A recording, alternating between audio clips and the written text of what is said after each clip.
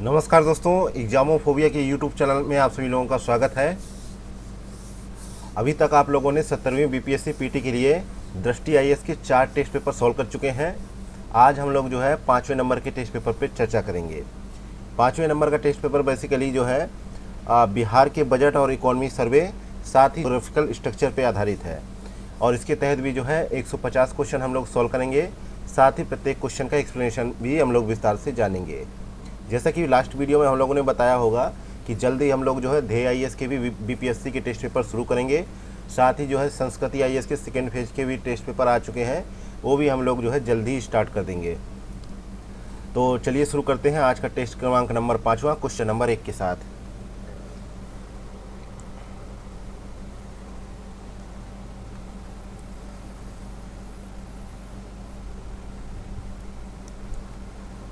Question number पहला है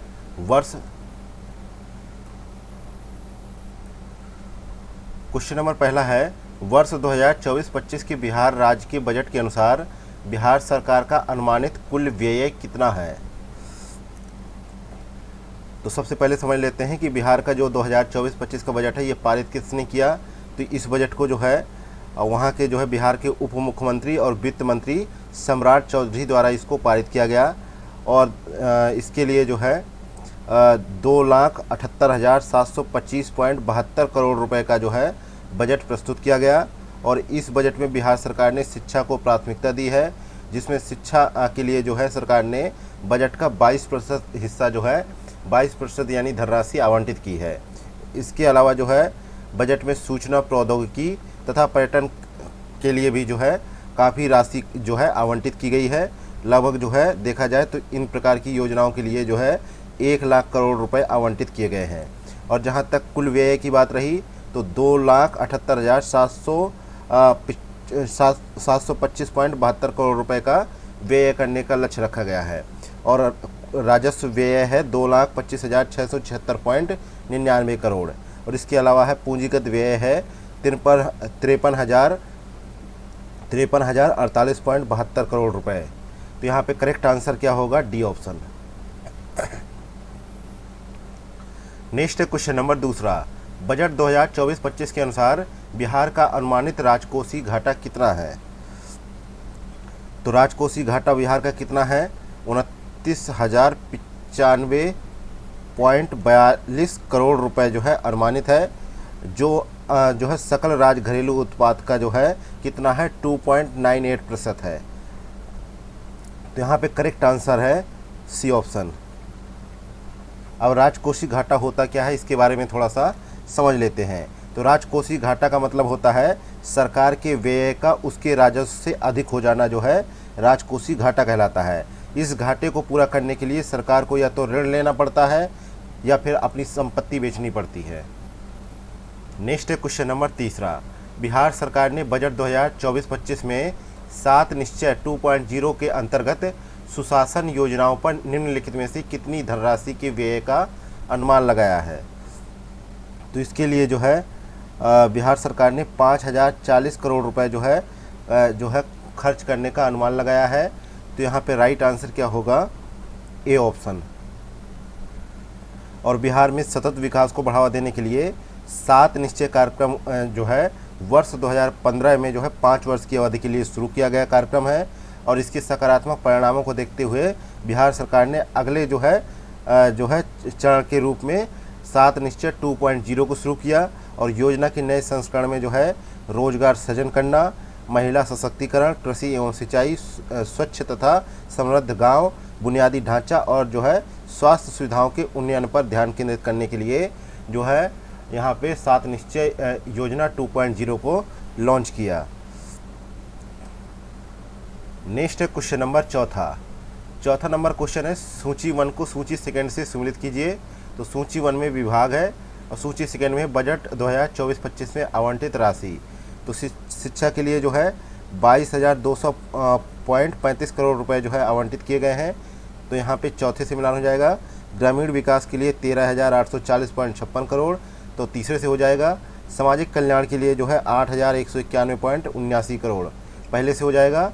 और डी ऑप्शन में स्वास्थ्य के लिए जो है 7,117.56 करोड़ रुपए आवंटित किए गए हैं। इस प्रकार से यहाँ पे जो कूट बन रहा है वहाँ पे सी ऑप्शन करेक्ट आंसर हो जाएगा। अगला है क्वेश्चन नंबर 5वां। बजट 2024-25 के अनुसार अनुमानित राजस्व अधिशेष निम्नलिखित में से कितना है? तो ये अधिशेष है 1,121 करोड़ रुपए और जीएसडीपी का जो है 0.1% है। तो इस प्रकार यहाँ पे करेक्ट आंसर है बी ऑप्शन। और इस राजस्व अधिशेष का उपयोग जो है, ये राजस्व अधिशेष जो होता है इसका उपयोग जो है सड़क, भवन, बिजली, स्कूल, स्वास्थ्य केंद्र, सिंचाई योजनाओं आदि जैसे उत्पादक पूंजीगत संपत्ति सृजित करने वाले भौतिक बुनियादी ढांचे में निवेश किया जाता है, उसे ही जो है राजस्व अधिशेष कहा जाता है। नेक्स्ट है क्वेश्चन नंबर 6वां।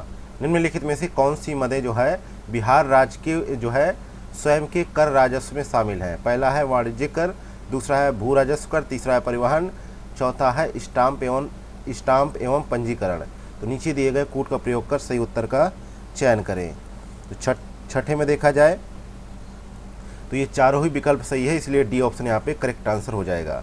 क्योंकि बिहार सरकार ने वर्ष 2024-25 में बिहार राज्य का स्वयं का कर राजस्व जो है 54,300 करोड़ रुपए रहने का अनुमान लगाया है, जो वर्ष 2023-24 के बजट अनुमान लगभग 49,700.05 करोड़ रुपए से कितना है अधिक है, 4,599.95 करोड़ रुपए अधिक है। और इसके तहत जो है इन चारों जो है सम्मिलित किया है। इसमें एक और कर है जो राज्य का स्वयं का कर राजस्व कितना है 54,300 करोड़ है, और वाणिज्यिक कर कितना है 42,500 करोड़, स्टाम्प एवं जो है पंजीकरण के लिए जो है 7,500 करोड़, परिवहन के लिए जो है 3,700 करोड़, भू राजस्व के लिए 600 करोड़ रुपए जो है यहाँ पे सम्मिलित किए गए हैं। अगला है क्वेश्चन नंबर 7वां। आर्थिक सर्वेक्षण 2023-24 के अनुसार बिहार राज्य की अनुमानित प्रति व्यक्ति आय कितनी है? तो राज्य में मौद्रिक प्रति व्यक्ति आय जो है गत वर्ष से जो है 13.9% की बढ़कर जो है कितनी हो गई है 59,637 रुपये होने का अनुमान है। तो यहाँ पे डी ऑप्शन करेक्ट आंसर हो जाएगा। इसके अलावा मूल्य वृद्धि को जो है समायोजित करने के बाद जो है वर्ष 2022-23 में राज्य की वास्तविक जो है प्रति व्यक्ति आय जो है 9 पॉइंट की वृद्धि के साथ जो है बढ़कर 35,000 जो है 119 रुपये हो जाने का अनुमान लगाया गया है। नेक्स्ट है क्वेश्चन नंबर 8वां। सूची 1 को सूची सेकंड से सम्मिलित कीजिए। तो सूची फर्स्ट में क्षेत्र है, सूची सेकंड में 2021-22 में रोजगार में हिस्सेदारी है। तो प्राथमिक क्षेत्र की हिस्सेदारी कितनी है? वर्ष 2021-22 में प्राथमिक क्षेत्र का बिहार के सकल मूल्यवर्धन में 20.7% का योगदान रहा, और राज्य का जो है 47.8% जो है कार्यबल में जो है संलग्न था। तो यहाँ पे देखा जाए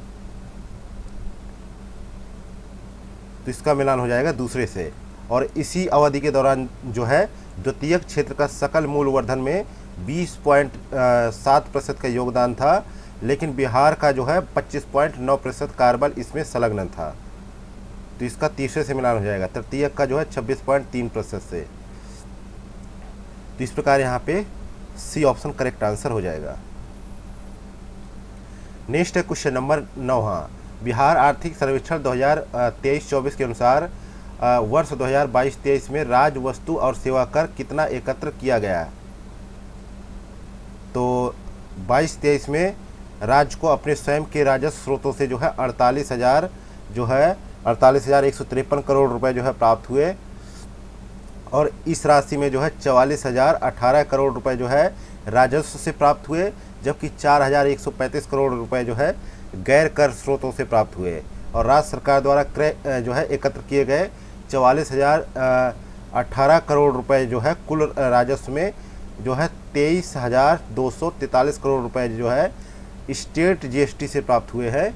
यानी स्टेट जीएसटी के बारे में बोला गया है और ओवरऑल नहीं बोला गया, ठीक है। ओवरऑल तो एकत्र हुए 44,018 करोड़, लेकिन जो स्टेट जीएसटी के लिए एकत्र हुए हैं वो 23,243 हुए हैं, यानी ए ऑप्शन करेक्ट आंसर हो जाएगा। नेक्स्ट है क्वेश्चन नंबर 10वां। सूची फर्स्ट को सूची सेकंड के साथ सम्मिलित कीजिए। सूची फर्स्ट में सेवाएं हैं, सूची सेकंड में व्यय है। तो आर्थिक सेवाओं पे देखा जाए तो राज्य सरकार के राजस्व व्यय के प्रमुख हिस्से जो है वर्ष 2022-23 में जो है 48% रहा, जो कि सामाजिक सेवाओं के लिए आवंटित किया गया था। यह व्यय जो है पिछले वर्ष की तुलना में 16.1% बढ़कर 88,348 करोड़ रुपए जो है हो गया था। लेकिन इसके अलावा जो है राज्य सरकार ने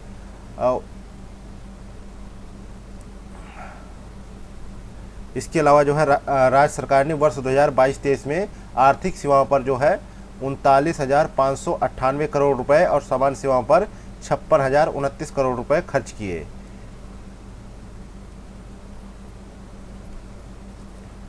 और इसी अवधि के दौरान इन दोनों श्रेणियों में जो व्यय है वो क्रमशः 15.9% यानी आर्थिक क्षेत्र पर 15.9% बढ़ाया गया था, और जो है सामान्य सेवाओं पर 14.5% जो है एक्स्ट्रा खर्च किया गया, एक्स्ट्रा जो है आवंटित किया गया, जो खर्च हो गई राशि। तो यहाँ पे जो है करेक्ट आंसर हो जाएगा ए ऑप्शन का।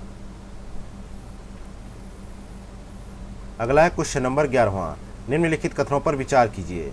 पहला कथन है कृषि और जो है समृद्ध क्षेत्रों का वर्ष 2018-19 से वर्ष 2022-23 के दौरान सकल राज्य मूल्यवर्धन में औसतन लगभग 20% का योगदान रहा है। दूसरा कथन है बिहार में शुद्ध बोया गया क्षेत्र राज्य के कुल भौगोलिक क्षेत्र का 50% से भी कम है। तो उपर्युक्त कथनों में से कौन सा कथन सही है, ये क्वेश्चन में पूछा गया है। तो 11वें में हम लोग देखते हैं, पहला कथन यहाँ पे सही है ना, दूसरा यहाँ पे गलत है, क्योंकि राज्य में जो है वर्ष 2021-22 में शुद्ध बोया गया क्षेत्र जो है कितना था, 50.70 लाख हेक्टेयर था, जो राज्य के कुल भौगोलिक क्षेत्रफल का लगभग 54.2% था, ना कि 50% से कम। तो दूसरा गलत है, पहला ही सही है, तो ए ऑप्शन करेक्ट आंसर हो जाएगा। नेक्स्ट है क्वेश्चन नंबर 12वां। कथन ए में दे रखा है चावल, गेहूं और मक्का के उत्पादन और उत्पादकता में उपलब्धियों हेतु बिहार को 5 कृषि जो है कर्मण पुरस्कार प्रदान किए जा चुके हैं।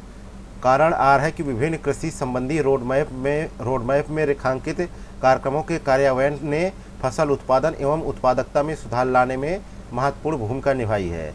तो सही उत्तर का चयन करना है यहाँ पे। तो 12वें में देखा जाए तो एक तो यहाँ पे पहला कथन सही हो जाएगा, ए आर दोनों सही है, आर ए का सही स्पष्टीकरण प्रदान करता है। अगला है क्वेश्चन नंबर 13वां। हर खेत तक सिंचाई का पानी पहल के संदर्भ में निम्नलिखित कथनों पर विचार करें। पहला कथन है यह 7 निश्चय 2.0 योजना का एक घटक है। दूसरा कथन है इसका उद्देश्य जो है असंचित गांवों को सिंचाई सुविधा प्रदान करना है, जिसके तहत वर्ष 2023-24 हेतु 200 करोड़ रुपए का आवंटन किया गया था। तो उपर्युक्त कथनों में से कौन सा कथन यहाँ पे करेक्ट होगा। तो 13वें में देखा जाए, एक तो पहला कथन यहाँ पे सही है,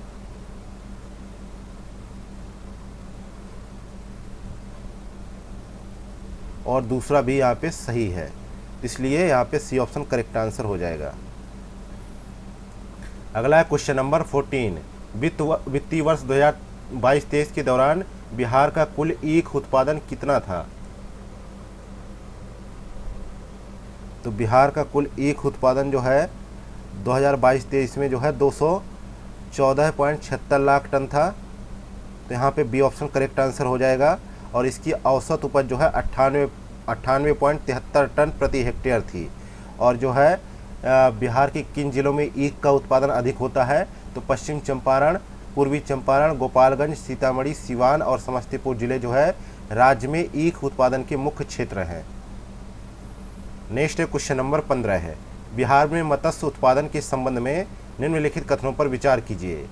पहला कथन है कि वर्ष 2022-23 में राज्य में कुल मत्स्य उत्पादन 5 लाख टन से कम था।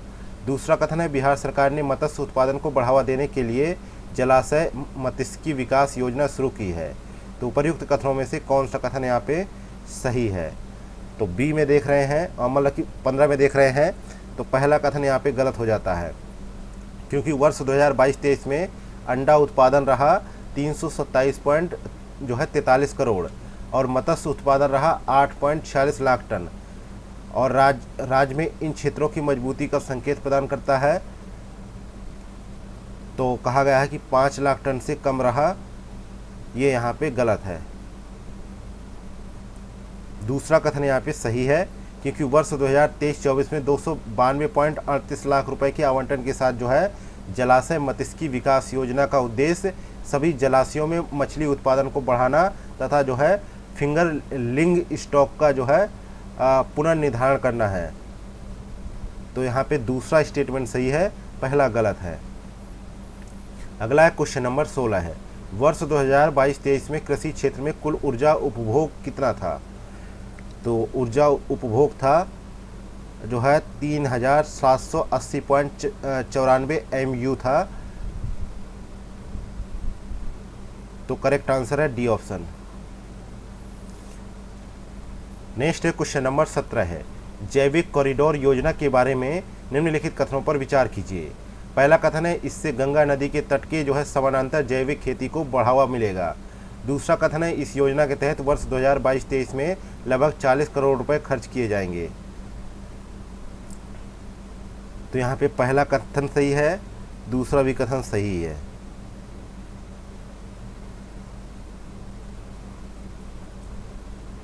तो यहाँ पे सी ऑप्शन करेक्ट आंसर हो जाएगा। नेक्स्ट है क्वेश्चन नंबर 18 है, बिहार आर्थिक सर्वेक्षण 2023-24 के अनुसार निम्नलिखित में से किस क्षेत्र में सबसे अधिक निवेश हुआ है? तो सबसे अधिक निवेश जो है किस क्षेत्र में जो है यहाँ पे कुल 4712.97 करोड़ रुपए का निवेश हुआ है बिहार में, जिसमें से जो है 39.7% जो है निवेश जो है खाद्य प्रसंस्करण इकाइयों के लिए आवंटित किया गया है, जिसमें ऑटोमोबाइल, इथेनॉल उत्पाद और रियल इस्टेट जो है सबसे अधिक है। तो यहाँ पे सी ऑप्शन करेक्ट आंसर हो जाएगा।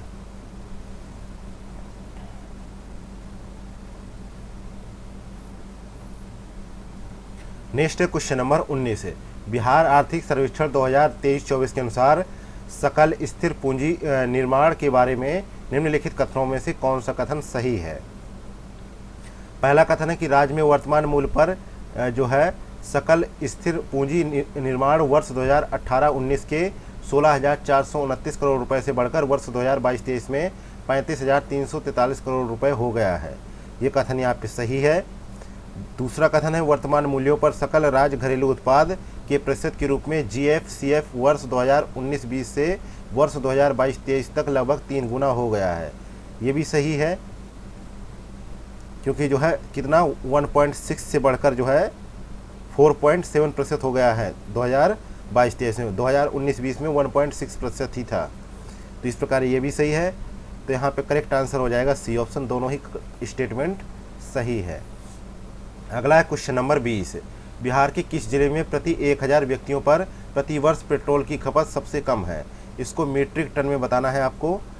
तो यहाँ पे राइट आंसर है बी ऑप्शन, बांका जिले में। बी ऑप्शन करेक्ट आंसर है।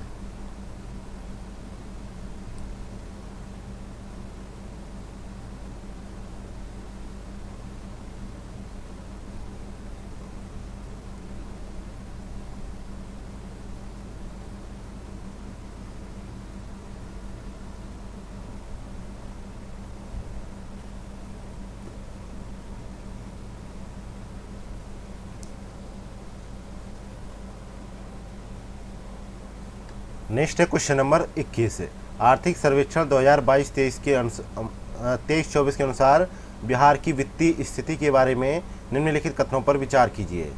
पहला कथन है, वर्ष 2022-23 में प्राथमिक घाटा 29,640 करोड़ रुपए था।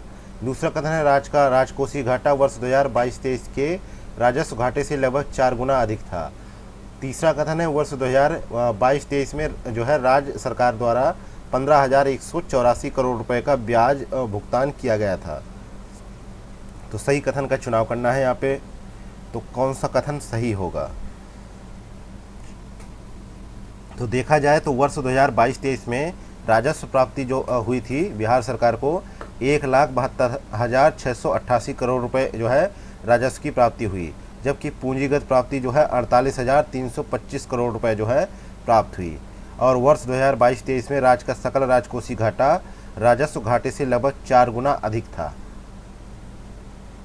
तो यहाँ पे दूसरा स्टेटमेंट सही हो गया, क्योंकि वर्ष 2022-23 में राज्य सरकार का सकल राजकोषीय घाटा 44,823 करोड़ रुपए था और राजस्व घाटा 11,288 करोड़ रुपए था, जबकि पूंजी खाते में 397 करोड़ रुपए का अधिशेष था। तो इस प्रकार यहाँ पे देखा जाए तो दूसरा स्टेटमेंट सही है और पहला स्टेटमेंट यहाँ पे देखा जाए तो वो भी सही है और तीसरा भी सही है। तो यहाँ पे डी ऑप्शन करेक्ट आंसर हो जाएगा। नेक्स्ट है क्वेश्चन नंबर 22 है, बिहार के निम्नलिखित जिलों में से किसमें फसल सघनता सबसे अधिक है? तो देखा जाए तो सही जवाब है जहानाबाद में। कितनी है? 1.93 सबसे अधिक है। उसके बाद शिवहर में है 1.90, फिर सुपौल में है 1.82। बक्सर और भोजपुर जिले की कुल भूमि क्षेत्र का 80% से जो है अधिक जो है शुद्ध बोए गए क्षेत्र के तहत शामिल था, जो दर्शाता है कि यहाँ भूमि का उपयोग मुख्य रूप से फसल उत्पादन के लिए किया जाता है। और 2021-22 के दौरान बिहार में प्रति भूमि में 30.9% की हिस्सेदारी गया, पूर्णिया और अररिया जिलों की थी। नेक्स्ट है क्वेश्चन नंबर 23 है, फसलों की उत्पादकता के बारे में निम्नलिखित कथनों में से कौन से कथन सही हैं? पहला कथन है कि मधुबनी जिले में चावल की सबसे कम उत्पादकता दर्ज की गई। दूसरा कथन है बेगूसराय जिले में गेहूं की सबसे अधिक उत्पादकता दर्ज की गई। तीसरा कथन है पूर्णिया जिले में मक्का की सबसे अधिक उत्पादकता दर्ज की गई। चौथा कथन है कि पश्चिमी चंपारण जिले का राज्य के कुल ईख उत्पादन में लगभग 2/3 का योगदान है। तो यहाँ पे जो है पहला कथन सही है, दूसरा यहाँ पे सही नहीं है, क्योंकि जो है गेहूं बिहार की जो है प्रमुख फसल है और 2022-23 में खगड़िया में जो है सर्वाधिक जो है 3,960 किग्रा प्रति हेक्टेयर जो है गेहूं की पैदावार हुई और जमुई में जो है इसकी सबसे कम पैदावार देखी गई 1,980 किग्रा प्रति हेक्टेयर। और बिहार में जो है गेहूं के कुल उत्पादन में रोहतास, कैमूर और भोजपुर का संयुक्त रूप से 21.1% का योगदान है। तो यहाँ पे बेगूसराय जिला नहीं होगा, यहाँ पे खगड़िया होगा। इसके अलावा जो है चौथा स्टेटमेंट भी सही है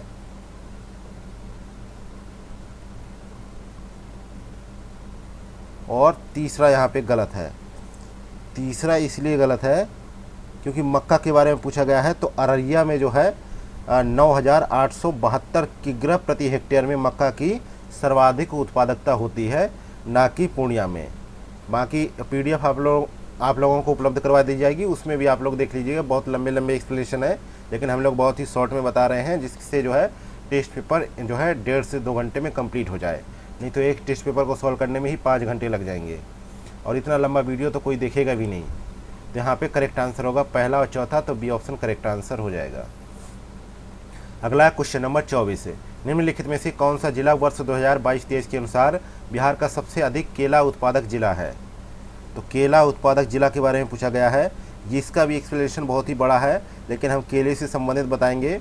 तो बिहार में वर्ष 2022-23 में प्रचुर मात्रा में फल का उत्पादन किया गया और जिसका कुल क्षेत्रफल जो है 3.71 लाख हेक्टेयर में जो है फलों का उत्पादन किया गया और कुल उत्पादन हुआ 52.39 लाख टन फलों का उत्पादन किया गया बिहार में।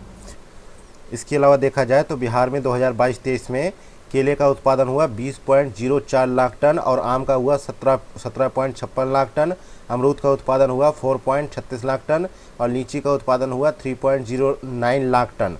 और क्षेत्रफल के हिसाब से देखा जाए तो जो है 1.63 लाख हेक्टेयर में जो है आम के लिए जो है उत्पादन किया गया, जिसके बाद जो है केला का उत्पादन जो है 0.44 लाख हेक्टेयर में किया गया उत्पादन और लीची का उत्पादन किया गया 0.37 लाख हेक्टेयर में जो है उत्पादन किया गया लीची का।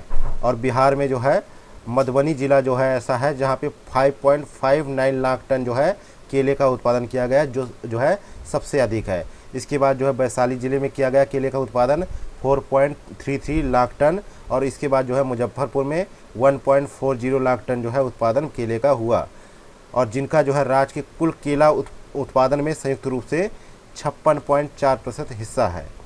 तो करेक्ट आंसर क्या होगा? ये टोटल मतलब कि जो है ये तीनों जिलों का मिला के लगभग जो है 56 पॉइंट जो है लगभग 4% हिस्सा है जो है केले के उत्पादन में। तो पहले स्थान पे आएगा मधुबनी, सी ऑप्शन करेक्ट है। नेक्स्ट है क्वेश्चन नंबर 25 है, बिहार में बागवानी के संबंध में निम्नलिखित कथनों पर विचार कीजिए। पहला कथन है कि बिहार के कुल अमरूद उत्पादन में नालंदा, मुजफ्फरपुर और रोहतास का 50% से अधिक योगदान है। दूसरा कथन है राज्य के कुल आम उत्पादन में दरभंगा, पूर्वी चंपारण और वैशाली की 1/4 हिस्सेदारी है। तीसरा कथन है राज्य के शीर्ष 3 लीची उत्पादक जिले मुजफ्फरपुर, पूर्वी चंपारण और वैशाली हैं। तो सही कथन का यहाँ पे चुनाव करना है। तो 25 में देखा जाए नालंदा में जो है शीर्ष उत्पादक जिले कौन से हैं। नालंदा है 1.7 लाख टन होता है, मुजफ्फरपुर में जो है 0.47 लाख टन उत्पादन, रोहतास में 0.36 लाख टन जो है उत्पादन होता है, ठीक है, अमरूद का। और जो है इन तीनों को मिला के राज्य का जो है कुल अमरूद उत्पादन में संयुक्त रूप से 58.3% का जो है योगदान है। तो यहाँ पे देखा जाए पहला स्टेटमेंट सही हो जाएगा। और जो है दूसरा स्टेटमेंट भी यहाँ पे सही है, क्योंकि जो है मुजफ्फरपुर में 1.4 लाख टन जो है लीची का उत्पादन होता है, और पूर्वी चंपारण में जो है 0.23 लाख टन होता है, वैशाली में 0.22 लाख टन जो है लीची का उत्पादन होता है। तो इस प्रकार से यहाँ पे 1/4 हिस्सा जो है लीची के उत्पादन में शीर्ष जिले कौन से, मुजफ्फरपुर, पूर्वी चंपारण और जो है वैशाली। तो तीसरा स्टेटमेंट भी यहाँ पे सही है। दूसरा भी यहाँ पे सही है, क्योंकि दरभंगा में 1.46 लाख टन जो है आम का उत्पादन होता है, और पूर्वी चंपारण में 1.29 लाख टन और वैशाली में 1.21 लाख टन आम का उत्पादन होता है, और जिनका आम के कुल उत्पादन में संयुक्त रूप से लगभग 25.1% का योगदान है, यानी 1/4 का। तो तीनों ही स्टेटमेंट यहाँ पे सही हो गया, इसलिए डी ऑप्शन करेक्ट आंसर हो जाएगा। ये एक्सप्लेनेशन बताए जा रहे हैं, लेकिन ये जो है आपको PDF में भी मिलेंगे, आप लोग विस्तार से समझ लीजिएगा। बहुत ही महत्वपूर्ण ये टेस्ट पेपर होने वाला है, और इससे जो है 3-4 क्वेश्चन आपको आने ही आने वाले हैं। तो बहुत ही महत्वपूर्ण है, आप लोग ध्यान से इसको पढ़िएगा। इस टेस्ट पेपर को तो विशेष रूप से पढ़िएगा, 5 क्वेश्चन कहीं नहीं छूटने वाले अगर इस टेस्ट पेपर को आपने पढ़ लिया। नेक्स्ट है क्वेश्चन नंबर 26, निम्नलिखित कथनों पर विचार कीजिए। पहला कथन है राज्य का सबसे अधिक आलू उत्पादक जिला पटना है। दूसरा कथन है राज्य का शीर्ष प्याज उत्पादक जिला वैशाली है। तीसरा कथन है कि राज्य का शीर्ष फूल गोभी उत्पादक जिला नालंदा है। तो सही कथन का यहाँ पे चुनाव करना है। बहुत ही डाटा वाला क्वेश्चन है। तो आलू उत्पादन में जो है पटना पहले पायदान पे है, जहाँ 10.75 लाख टन उत्पादन हुआ। नालंदा में जो है 8.87 लाख टन, समस्तीपुर में जो है 6.71 लाख टन जो है उत्पादन हुआ। तो यहाँ पे पहला स्टेटमेंट सही है, पटना जो है सर्वाधिक उत्पादन करता है आलू का। और प्याज के शीर्ष उत्पादक जिले नालंदा है 2.45 लाख टन उत्पादन, और वैशाली में जो है 0.88 लाख टन, और पश्चिमी चंपारण में जो है 0.70 लाख टन जो है उत्पादन हुआ। लेकिन यहाँ पे वैशाली जो है दूसरे पायदान पे है, शीर्ष उत्पादक नहीं है प्याज का, इसलिए यहाँ पे दूसरा स्टेटमेंट गलत हो जाता है। जबकि जो है बैगन के लिए है तो नालंदा पहले पायदान पे है 1.41 लाख टन के उत्पादन के साथ, पटना है 0.96 लाख टन के साथ, और वैशाली है तीसरे नंबर पे 0.75 लाख टन के साथ बैगन उत्पादन में। ये 3 शीर्ष जिले हैं। इसके अलावा फूल गोभी के लिए ऑप्शन में दे रखा है, वैशाली जिला जो है सबसे पहले पायदान पे है फूल गोभी के उत्पादन में, जहां 1.80 लाख टन उत्पादन हुआ है फूल गोभी का, और कटिहार में 0.67 लाख टन, और नालंदा में जो है 0.64 लाख टन जो है उत्पादन हुआ है फूल गोभी का। तो तीसरा भी गलत है, तो सही के लिए पूछा गया है, तो ए ऑप्शन करेक्ट आंसर हो जाएगा। नेक्स्ट है क्वेश्चन नंबर 27, बिहार में मखाना उत्पादन के बारे में निम्नलिखित कथनों पर विचार कीजिए। पहला कथन है देश के मखाना उत्पादन में बिहार का योगदान 90% है। दूसरा कथन है बिहार सरकार ने राज्य के सभी जिलों में इसके विस्तार के माध्यम से उत्पादन को बढ़ावा देने के लिए मखाना विकास योजना शुरू किया है। तो सही कथन का यहाँ पे चुनाव करना है। पहला कथन तो यहाँ पे सही है, दूसरा कथन यहाँ पे गलत है, क्योंकि राज्य सरकार ने मखाना विकास योजना का आरंभ 11 जिलों में जो है इसका विस्तार करने और नई प्रौद्योगिकियों के उपयोग को प्रोत्साहित करने के जरिए इसका उत्पादन बढ़ाने के लिए किया है। तो यहाँ पे जो है दूसरा स्टेटमेंट गलत हो जाता है, क्योंकि 11 जिलों में ही इस योजना को इम्प्लीमेंट किया गया है, और मखाना की खेती का क्षेत्रफल जो है वर्ष 2012-13 में 13,000 हेक्टेयर था, जो वर्ष 2021-22 में बढ़कर 35,224 हेक्टेयर हो गया, और कुल उत्पादन वर्ष 2021-22 में 57,600 टन पहुंच गया। तो इस प्रकार यहाँ पे देखा जाए तो करेक्ट आंसर होगा ए ऑप्शन। अगर देखा जाए तो मखाना विकास योजना के तहत जो है उन्नत बीज उत्पादन, वितरण, क्षेत्र विस्तार और भंडारण अवसंरचना के विकास पर जो है 75% की सब्सिडी जो है राज्य सरकार उपलब्ध करवाती है। इसलिए ये इस योजना का फ़ायदा उठाना जो है मखाना उत्पादक जो है कृषकों के लिए बहुत ही इम्पोर्टेंट है। नेक्स्ट है क्वेश्चन नंबर 28। वर्ष 2022-23 में बिहार में कुल दुग्ध उत्पादन कितना था? तो बिहार में जो है दूध का उत्पादन जो है 6.49% वार्षिक वृद्धि दर के साथ जो है वृद्धि दर्ज करते हुए 2018-19 के 98.18 लाख टन से 2022-23 में 125.03 लाख टन हो गया है। इस प्रकार यहाँ पे देखा जाए तो करेक्ट आंसर होगा बी ऑप्शन। 2022-23 में कितना होगा? 125.03 लाख टन जो है दूध का उत्पादन होना शुरू हो गया है। और दूध के उत्पादन में गायों का प्रतिशत जो है 63.7%, भैंसों का 34.1%, बकरियों का हिस्सा 2.2% योगदान है। और गायों के दूध उत्पादन में समस्तीपुर, बेगूसराय और पटना जिलों का संयुक्त रूप से 17.6% का हिस्सेदारी है। और भैंसें भी राज्य में दूध उत्पादन में बहुत ही महत्वपूर्ण है। और जिसमें देखा जाए तो मधुबनी, सीतामढ़ी और पूर्वी चंपारण जिलों का जो है योगदान देखा जाए तो 16.6% का योगदान है बिहार में भैंसों का दूध उत्पादन में। और बकरी के दूध के लिए जो है सीतामढ़ी, पूर्वी चंपारण और पूर्णिया जिले सबसे शीर्ष स्थान पर हैं। नेक्स्ट है क्वेश्चन नंबर 29 है। बिहार में उर्वरक की खपत के संबंध में निम्नलिखित कथनों पर विचार कीजिए। पहला कथन है कि राज्य में उर्वरक की खपत वर्ष 2020-21 के 201 किलोग्राम प्रति हेक्टेयर से बढ़कर वर्ष 2022-23 में 207 किलोग्राम प्रति हेक्टेयर हो गई। दूसरा कथन है खरीफ मौसम के दौरान रबी मौसम की तुलना में उर्वरक की खपत काफ़ी अधिक थी। तो उपर्युक्त में से कौन सा कथन यहाँ पे सही है? तो 29 में देखा जाए तो एक तो यहाँ पे पहला कथन सही है और दूसरा कथन यहाँ पे गलत हो जाता है। इसलिए यहाँ पे देखा जाए तो करेक्ट आंसर क्या होगा?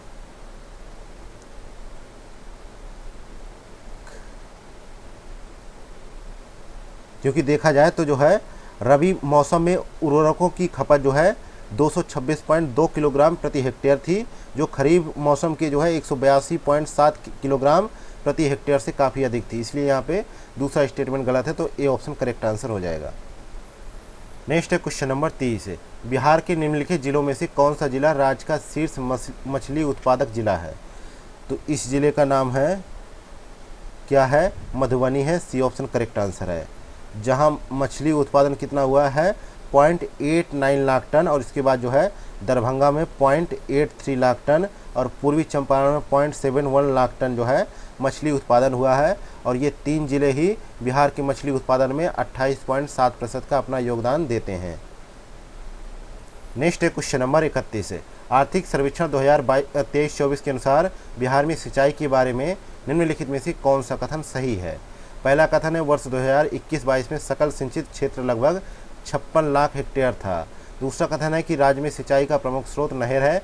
तीसरा कथन है कि जो है नहर सिंचाई के तहत शामिल क्षेत्र में पश्चिमी चंपारण जिले की हिस्सेदारी सबसे अधिक है। तो पहला कथन यहाँ पे सही है, क्योंकि जो सकल सिंचित क्षेत्र जो है वर्ष 2017-18 में 54.14 लाख हेक्टेयर था और यह बढ़कर 2021-22 में 55.98 लाख हेक्टेयर हो गया।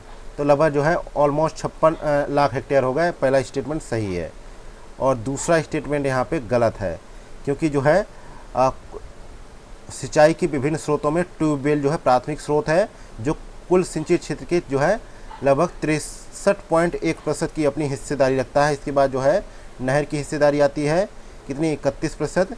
फिर टैंक सिंचाई आती है 2.2%। तो यहाँ पे दूसरा स्टेटमेंट गलत हो गया। और तीसरा स्टेटमेंट भी यहाँ पे जो है गलत है, क्योंकि जो है पश्चिमी चंपारण जिले की हिस्सेदारी सबसे अधिक नहीं है। रोहतास जिले की हिस्सेदारी सबसे अधिक है। 4.32 लाख हेक्टेयर में जो है अधिक जो है सिंचित होता है। नहर सिंचाई का जो प्रावधान है, नहर सिंचाई के तहत जो है रोहतास जिला जो है सबसे ज़्यादा सिंचाई करता है, 4.3 लाख हेक्टेयर। जबकि सबसे कम जो है शिवहर जिला 0.25 हेक्टेयर ही सिंचाई करता है नहर के माध्यम से। तो यहाँ पे तीसरा भी स्टेटमेंट गलत हो जाता है। और जबकि देखा जाए तो चौथा स्टेटमेंट हमें बताता है कि ट्यूबवेल सिंचाई के तहत शामिल क्षेत्र में समस्तीपुर जिले की हिस्सेदारी सबसे अधिक है। कितनी है? समस्तीपुर की हिस्सेदारी 2.4 लाख हेक्टेयर है। और इसके बाद जो है सीतामढ़ी 1.92 लाख हेक्टेयर, फिर नालंदा का हिस्सा आता है 1.89 लाख टन हेक्टेयर सिंचाई ट्यूबवेल से की जाती है। तो पहला और चौथा सही है, यानी सी ऑप्शन करेक्ट आंसर हो जाएगा। नेक्स्ट है क्वेश्चन नंबर 32 है, सूची फर्स्ट को सूची सेकेंड से सम्मिलित कीजिए।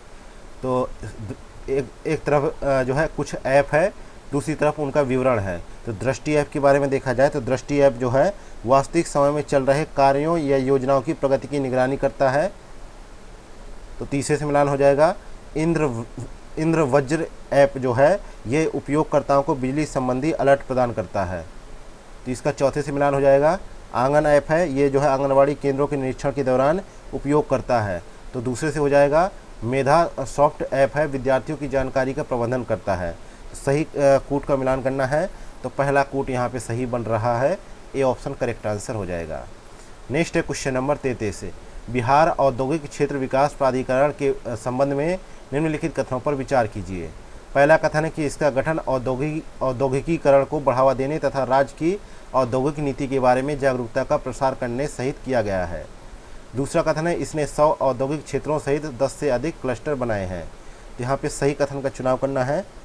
तो 33 में देखा जाए पहला कथन सही है, दूसरा यहाँ पे गलत है, क्योंकि इसके तहत जो है 75 औद्योगिक क्षेत्र या औद्योगिक संपदा या विकास केंद्र या मेगा औद्योगिक पार्क जो है बनाए गए हैं, जिसमें जो है कुछ जो है कुछ पटना में, कुछ बेगूसराय में, कुछ हाजीपुर में, कुछ मुजफ्फरपुर में, कुछ मोतिहारी में, कुछ भागलपुर में, कुछ पूर्णिया में, कुछ सहरसा में और दरभंगा में, गया में और जो है बिहटा में बनाए गए हैं।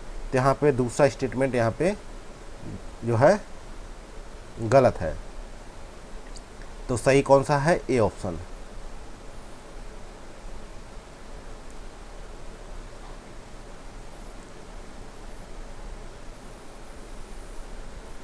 नेक्स्ट है क्वेश्चन नंबर 34 है, कर्पूरी ठाकुर ने किस राजनीतिक दल पार्टी के तहत पहली बार बिहार के मुख्यमंत्री पद का जो है पदभार संभाला था? तो यहाँ पे राइट आंसर क्या है कि अभी इनको जो है हाल ही में जो है भारत रत्न से सम्मानित किया गया है और इन्होंने पहली बार दिसंबर 1970 से जून 1971 तक भारतीय क्रांति दल के साथ और बाद में जनता पार्टी के तहत दिसंबर 1977 से अप्रैल 1979 तक 2 बार बिहार के मुख्यमंत्री का कार्यभार संभाला था। तो यहाँ पे डी ऑप्शन करेक्ट आंसर हो जाएगा। और उनको जो है जननायक के नाम से भी जाना जाता था और वे जो है एक स्वतंत्रता सेनानी थी जिन्हें वर्ष 1942 में भारत छोड़ो आंदोलन के दौरान जेल भी जाना पड़ा था। नेक्स्ट है क्वेश्चन नंबर 35 है, बिहार लघु उद्यमी योजना के तहत बिहार राज्य सरकार कितनी वित्तीय सहायता प्रदान करेगी? तो बिहार जाति आधारित सर्वेक्षण रिपोर्ट से यह पता चला है कि जो है राज्य में जो है 94 लाख से अधिक परिवार जो है 6,000 रुपये या उससे भी कम जो है मासिक आय पर गुजर बसर कर रहे हैं। इसके लिए जो है गरीबी को कम करने और आर्थिक विकास को बढ़ावा देने के लिए राज्य सरकार ने बिहार लघु उद्यमी योजना शुरू की है, जिसमें प्रत्येक लाभार्थी को 2 लाख रुपए की वित्तीय सहायता प्रदान की जाएगी। तो यहाँ पे डी ऑप्शन करेक्ट आंसर हो जाएगा। नेक्स्ट है क्वेश्चन नंबर 36 है, विश्व वायु गुणवत्ता रिपोर्ट 2023 के अनुसार बिहार के निम्नलिखित महानगरीय जिलों में से किसे विश्व में सबसे प्रदूषित माना गया है? तो इस शहर का नाम है बिहार का बेगूसराय है। यहाँ पे करेक्ट आंसर होगा सी ऑप्शन। और विश्व भर में वायु प्रदूषण के मामले में जो है भारत तीसरे पायदान पर है, जहां इसकी सबसे बड़ी आबादी के लिए PM 2.5 का स्तर जो है विश्व स्वास्थ्य संगठन के मानकों से अधिक है। नेक्स्ट है क्वेश्चन नंबर 37 है, निम्नलिखित में से किस राज्य ने 26 लाख से अधिक स्मार्ट मीटर लगाकर राष्ट्रीय रिकॉर्ड बनाया है? तो Bihar state power holding company limited ने जो है 26 लाख से अधिक जो है स्मार्ट प्रीपेड मीटर लगाकर एक उल्लेखनीय जो है उपलब्धि हासिल की है। जो एक राष्ट्रीय रिकॉर्ड है। तो यहाँ पे बी ऑप्शन करेक्ट आंसर हो जाएगा। नेक्स्ट है क्वेश्चन नंबर 38 है, बिहार में डिज्नी प्रमाणित पहली विनिर्माण इकाई हाई स्प्रिट लिमिटेड कहाँ अवस्थित है? तो ये बिहार के मुजफ्फरपुर में स्थित है। तो यहाँ पे राइट आंसर है सी ऑप्शन। नेक्स्ट है क्वेश्चन नंबर 39 है, बिहार के निम्नलिखित में से किस व्यक्ति को संयुक्त अरब अमीरात द्वारा गोल्डन वीज़ा से सम्मानित किया गया है? तो ये सुपर 30 के संस्थापक है Anand Kumar. Anand Kumar, B option correct answer है। नेक्स्ट है क्वेश्चन नंबर 40 है, पटना घोषणा पत्र का उद्देश्य क्या है? तो 40 का करेक्ट आंसर है कि 25 संरक्षण प्रयासों को बढ़ावा देने और दक्षिण एशिया में अवैध शिकार करने से संबंधित मुद्दों से निपटने के लिए बिहार सरकार ने एक अंतर्राष्ट्रीय कार्यशाला के दौरान पटना घोषणा पत्र पेश किया। तो यहाँ पे करेक्ट आंसर है बी ऑप्शन, 25 संरक्षण पहल को मजबूत करने के साथ अवैध शिकार को रोकना इसका प्रमुख उद्देश्य है। नेक्स्ट है क्वेश्चन नंबर 41 है, भारत का पहला डॉल्फिन अनुसंधान केंद्र निम्नलिखित में से किस शहर में स्थापित किया गया है? तो यह जो है कहाँ पर स्थापित किया गया है? ये बिहार के पटना में जो है स्थापित किया गया है। ए ऑप्शन करेक्ट आंसर है। और देखा जाए तो अभी भारत में अनुमानित देखा जाए तो 3000 गंगा जो है डॉल्फिनों में से लगभग आधे जो है बिहार में पाए जाते हैं। इसके अलावा जो है उत्तर प्रदेश के कानपुर में भी ऐसा ही एक प्रयास किया गया था। नेक्स्ट है क्वेश्चन नंबर 42 है, लोकसभा चुनाव 2024 में बिहार में कितने चरणों में मतदान संपन्न हुआ था? तो बिहार में जो है 7 चरणों में मतदान संपन्न हुआ था और बिहार राज्य में, पश्चिम बंगाल में और उत्तर प्रदेश जैसे राज्यों में सभी में जो है 7 चरणों में मतदान संपन्न हुआ था। नेक्स्ट है क्वेश्चन नंबर 43 है, निम्नलिखित में से कौन सा जीरो लैब का प्राथमिक उद्देश्य है? तो यहाँ पे 43 का राइट आंसर है। जीरो लैब जो है बिहार औद्योगिक क्षेत्र विकास प्राधिकरण द्वारा IIT पटना के जो है इनक्यूबरेशन सेंटर के साथ साझेदारी में शुरू किया गया एक बहुत ही महत्वपूर्ण पहल है। तो यहाँ पे करेक्ट आंसर क्या है? B option. महत्वाकांक्षी उद्यमियों के लिए विचार समर्थन और व्यवसाय योजना विकास प्रदान करना इसका प्रमुख उद्देश्य है। बी ऑप्शन यहाँ पे राइट आंसर है। नेक्स्ट है क्वेश्चन नंबर 44 है, राष्ट्रीय विज्ञान दिवस 2024 का थीम क्या था? तो इसका थीम था विकसित भारत के लिए स्वदेशी प्रौद्योगिकियाँ। तो यहाँ पे करेक्ट आंसर क्या होगा? B option. और जो है भारत सरकार ने जो है रमन प्रभाव की महत्वपूर्ण खोज करने के उपलक्ष्य में जो है वर्ष 1986 में जो है 28 फरवरी को राष्ट्रीय विज्ञान दिवस मनाने जाने की घोषणा की। और ये जो है राष्ट्रीय विज्ञान दिवस जो है डॉक्टर CV रमन के जो है रमन प्रभाव की खोज की जो है फलस्वरूप जो है मनाया जाता है, क्योंकि इसके लिए उन्हें 1930 में नोबेल पुरस्कार से सम्मानित किया जा चुका है। नेक्स्ट है क्वेश्चन नंबर 45 है, हाल ही में नीति आयोग ने ग्रो नाम से एक रिपोर्ट और पोर्टल लॉन्च किया है। यह पोर्टल किससे संबंधित है? तो यह पोर्टल जो है कृषि वानिकी से संबंधित है। ए ऑप्शन करेक्ट आंसर है। नेक्स्ट है क्वेश्चन नंबर 46 है, हाल ही में आयोजित 7वें हिंद महासागर सम्मेलन की मेजबानी निम्नलिखित में से किस देश ने की है? तो इसकी मेजबानी जो है ऑस्ट्रेलिया ने किया है। ऑस्ट्रेलिया ने पर्थ में किया है। सी ऑप्शन करेक्ट आंसर है। 9 से 10 फरवरी 2024 के मध्य। नेक्स्ट है क्वेश्चन नंबर 47 है, हाल ही में भारत के निम्नलिखित में से किस शहर में जो है स्फेरोथेका वर्साभू नामक मेंढक की नई प्रजाति की खोज की गई है? तो इस प्रजाति की खोज जो है बेंगलुरु में की गई है। बेंगलुरु में की गई है। सी ऑप्शन करेक्ट आंसर है। नेक्स्ट है क्वेश्चन नंबर 48 है, निम्नलिखित में से किस राज्य सरकार ने सोशल मीडिया के प्रतिकूल प्रभाव के बारे में जागरूकता फैलाने के लिए डिजिटल डिटॉक्स पहल शुरू की है? तो 48 का करेक्ट आंसर है कर्नाटक सरकार ने शुरू किया है। बी ऑप्शन करेक्ट आंसर है। नेक्स्ट है क्वेश्चन नंबर 49, भ्रष्टाचार बोध सूचकांक किसके द्वारा जारी किया जाता है? तो ये जो है किसके द्वारा जारी किया जाता है? तो ये जो है ट्रांसपेरेंसी इंटरनेशनल द्वारा जारी किया जाता है। सी ऑप्शन करेक्ट आंसर है। और इसमें 180 देशों को समाहित किया जाता है और जिसको जो है 0 पॉइंट मिलता है वह अत्यधिक भ्रष्ट जो है देश होता है और 100 पॉइंट मिलने वाले को जो है बहुत साफ जो है देश के रूप में मान्यता मिलती है। इसमें देखा जाए तो 180 देशों में भारत जो है 93वें स्थान पे है, जिसके तहत भारत का जो है स्कोर 39 था।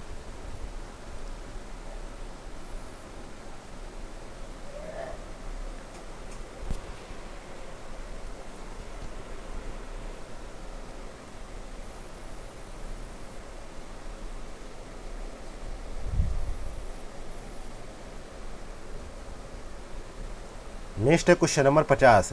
भारत में तेंदुओं की स्थिति 2022 की रिपोर्ट के बारे में निम्नलिखित कथनों पर विचार करें। पहला कथन है कि मध्य प्रदेश में तेंदुओं की सबसे बड़ी आबादी है, उसके बाद महाराष्ट्र और कर्नाटक का स्थान आता है। दूसरा कथन है वर्ष 2018 से भारत में तेंदुओं की आबादी 1% कम हुई है। तो उपरोक्त में से कौन सा कथन यहाँ पे सही है? तो 50 में देखा जाए पहला कथन यहाँ पे सही है, क्योंकि जो है मध्य प्रदेश में तेंदुओं की संख्या जो है 3907 है, उसके बाद महाराष्ट्र, कर्नाटक और तमिलनाडु का स्थान आता है। और भारत में जो है तेंदुओं की आबादी वर्ष 2018 में 12,852 थी, 2022 में 13,874 हो गई और 8% बढ़कर जो है 13,874 हुई थी। तो 8% की वृद्धि देखी गई। तो यहाँ पे दूसरा स्टेटमेंट यहाँ पे गलत है, तो ए ऑप्शन यहाँ पे करेक्ट आंसर हो जाएगा। नेक्स्ट है क्वेश्चन नंबर 51। ग्रीन वॉशिंग, जिसे कभी कभी समाचारों में देखा जाता है, किससे संबंधित है? तो ग्रीन वॉशिंग शब्द का जो है सबसे पहले प्रयोग जो है 1986 में किया गया। कहाँ पर? अमेरिका में। वहाँ के जो है इकोलॉजिस्ट थे जिनका नाम था जे वेस्टरवेल्ड। इन्होंने जो है इस शब्द का सबसे पहले प्रयोग किया था। और इसका प्रयोग जो है किसके लिए किया जाता है? एक जो है भ्रामक प्रथा के रूप में इसका प्रयोग किया जाता है, जिसमें कंपनियां या सरकारें जो है जलवायु परिवर्तन को कम करने के अपने प्रयासों और प्रभाव को बढ़ा चढ़ाकर प्रस्तुत करती हैं, जिससे अक्सर जो है भ्रामक जानकारी जनता को प्राप्त होती है। उसे जो है ग्रीन वॉशिंग कहा जाता है। नेक्स्ट है क्वेश्चन नंबर 52। 52 नंबर क्वेश्चन है पारुवेत उत्सवम भारत के निम्नलिखित में से किस राज्य में मनाया जाता है?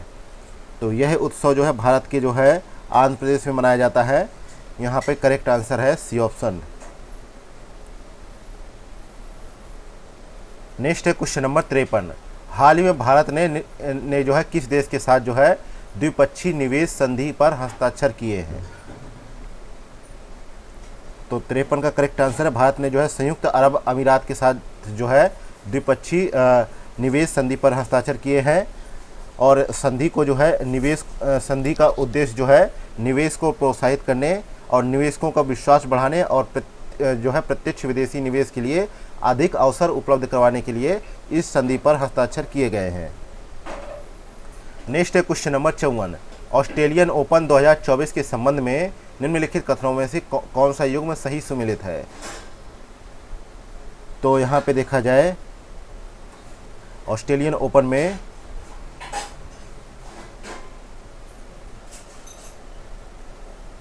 जो है महिला एकल विजेता है, यानी वुमेन्स सिंगल्स में जो है अरीना सबलेंका है। ये बेलारूस की रहने वाली हैं। तो दूसरा युग्म सही सुमेलित है। और जो है मेंस सिंगल्स में जो है जेनिक सिनर हैं, जो इटली के रहने वाले हैं। इन्होंने जो है जीता है। तो यहाँ पे पहला युग्म सही सुमेलित नहीं हो रहा।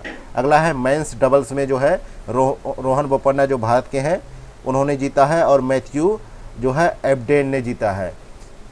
तो ये भी यहाँ पे सही है।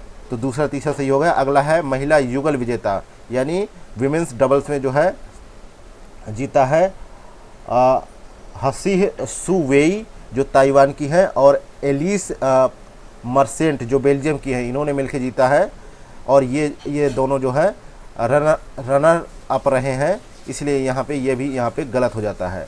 तो दूसरा तीसरा सही है, तो बी ऑप्शन करेक्ट आंसर हो जाएगा। नेक्स्ट है क्वेश्चन नंबर 55। निम्नलिखित में से किसने जो है गुलजार के साथ ज्ञानपीठ पुरस्कार का 58वां संस्करण जीता है? तो जगत गुरु राम भद्राचार्य है और उर्दू कवि हैं, गीतकार गुलजार। इन्होंने जो है 58वां ज्ञानपीठ पुरस्कार जीता है। तो यहाँ पे करेक्ट आंसर है C option, Ram Bhadracharya.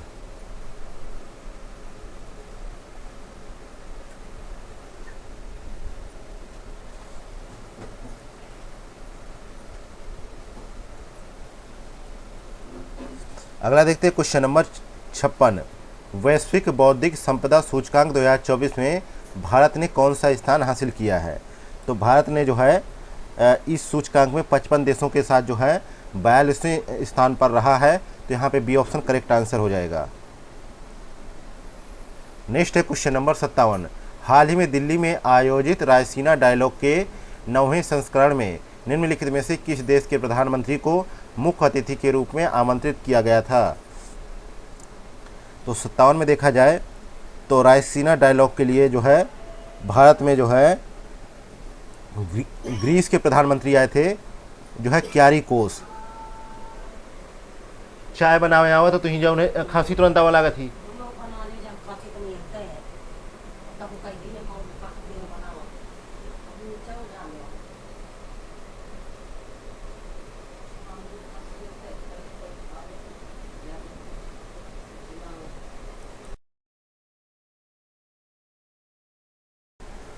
Next है क्वेश्चन नंबर 57। हाल ही में दिल्ली में आयोजित रायसीना डायलॉग के 9वें संस्करण में निम्नलिखित में से किस देश के प्रधानमंत्री को मुख्य अतिथि के रूप में आमंत्रित किया गया था? तो यहाँ पे राइट आंसर है कि ये रायसीना डायलॉग जो है 21 से 23 फरवरी 2024 के मध्य जो है आयोजित किया गया और इसका उद्घाटन जो है मुख्य अतिथि के रूप में ग्रीस के प्रधानमंत्री थे, जो है क्यारिकोस, इन्होंने जो किया था। तो यहाँ पे सी ऑप्शन करेक्ट आंसर है। अगला है क्वेश्चन नंबर 58। भारत के दिव्यांश सिंह पंवार ने जो है काहिरा में आयोजित ISSF विश्व कप 2024 में पुरुषों की 10 मीटर एयर राइफल में कौन सा पदक जीता? तो उन्होंने जो है स्वर्ण पदक जीता था। तो यहाँ पे ए ऑप्शन करेक्ट आंसर हो जाएगा।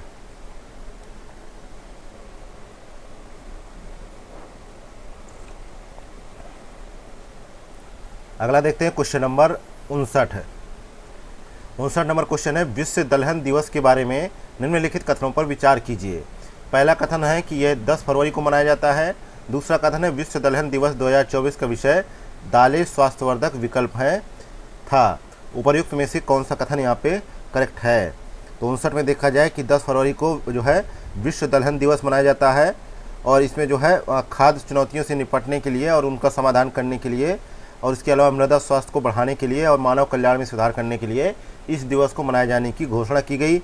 और देखा जाए जो दूसरा कथन है वो यहाँ पे गलत हो जाता है, क्योंकि इसका विषय था पौष्टिक मिट्टी और लोग, इसका विषय था, इसलिए यहाँ पे दूसरा स्टेटमेंट गलत है।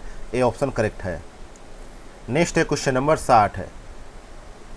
ओलेग कोनोनेंको, जिसने जो है अंतरिक्ष में सर्वाधिक समय जो है बिताने का विश्व रिकॉर्ड बनाया है, इनका संबंध किस देश से है? तो इनका संबंध जो है रूस से है। यहाँ पे डी ऑप्शन करेक्ट आंसर है। ये एक रूसी अंतरिक्ष यात्री हैं और इन्होंने जो है सर्वाधिक समय जो है अंतरिक्ष में व्यतीत किया है और इन्होंने पृथ्वी के वायुमंडल के बाहर 878 दिन और 12 घंटे से अधिक समय व्यतीत किया है। कुल मिलाकर बात की जाए तो लगभग 2.5 वर्ष की अवधि उन्होंने व्यतीत की है। नेक्स्ट है क्वेश्चन नंबर 61 है। निम्नलिखित में से किस देश के शोधकर्ताओं ने विश्व का पहला लकड़ी का सैटेलाइट जो है लिग्नोसैट विकसित किया है? तो जापानी शोधकर्ताओं ने इसको विकसित किया है। यह जो है मैग्नोलिया की लकड़ी से बनाया गया है, जिसके प्रत्येक किनारे की माप जो है 10 सेंटीमीटर है। तो यहाँ पे सी ऑप्शन करेक्ट आंसर हो जाएगा। नेक्स्ट है क्वेश्चन नंबर 62 है। लैंगिक असमानता सूचकांक 2022 के बारे में निम्नलिखित कथनों पर विचार करें। पहला कथन है भारत 193 देशों में से 112वें स्थान पर है, जो पिछली रिपोर्ट से बेहतर है। दूसरा कथन है यह रिपोर्ट संयुक्त राष्ट्र विमेन द्वारा प्रतिवर्ष जारी की जाती है। तो यहाँ पे पहला कथन गलत हो जाता है। नहीं, हाँ, पहला कथन गलत है क्योंकि भारत जो है 108वें स्थान पर है और भारत का स्कोर रहा है 0.437। और दूसरा कथन भी यहाँ पे गलत है।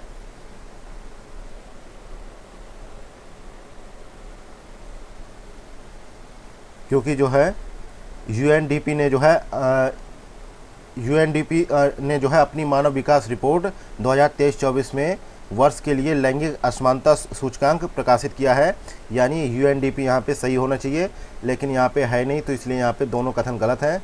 डी ऑप्शन करेक्ट आंसर हो जाएगा।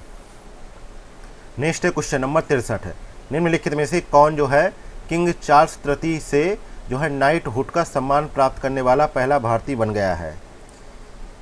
तो इनका जो है नाम जो है सुनील भारती मित्तल है और ये जो है भारतीय एयरटेल इंटरप्राइजेस के जो है संस्थापक हैं और अध्यक्ष भी हैं। तो यहाँ पे सी ऑप्शन करेक्ट आंसर है।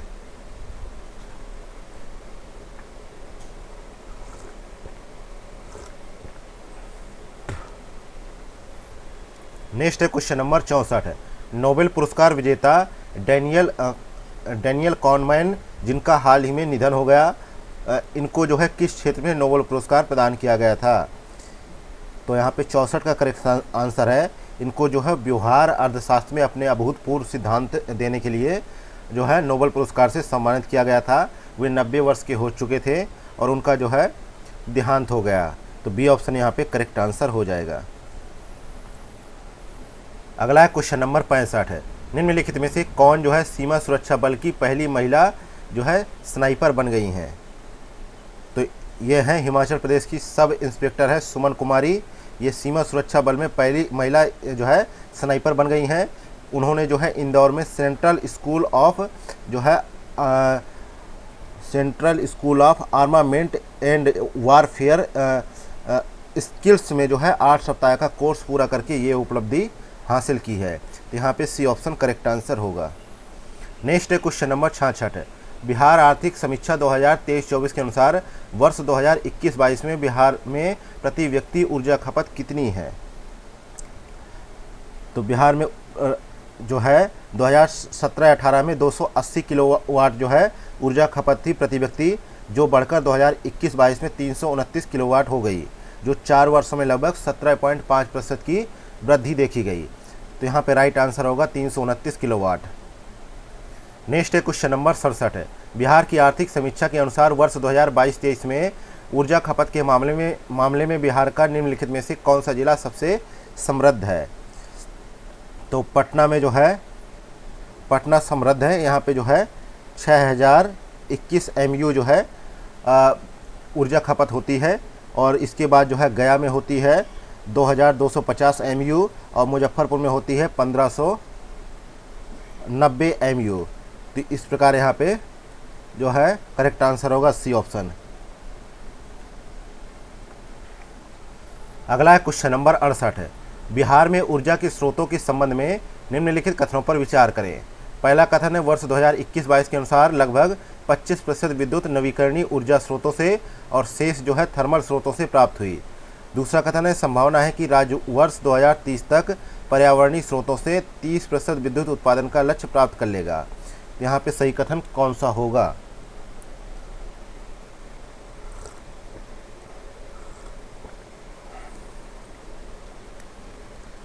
तो यहाँ पे दोनों कथन यहाँ पे गलत है, क्योंकि 2030 तक नहीं 2025-26 तक की बात हुई है, इसलिए दूसरा स्टेटमेंट गलत है।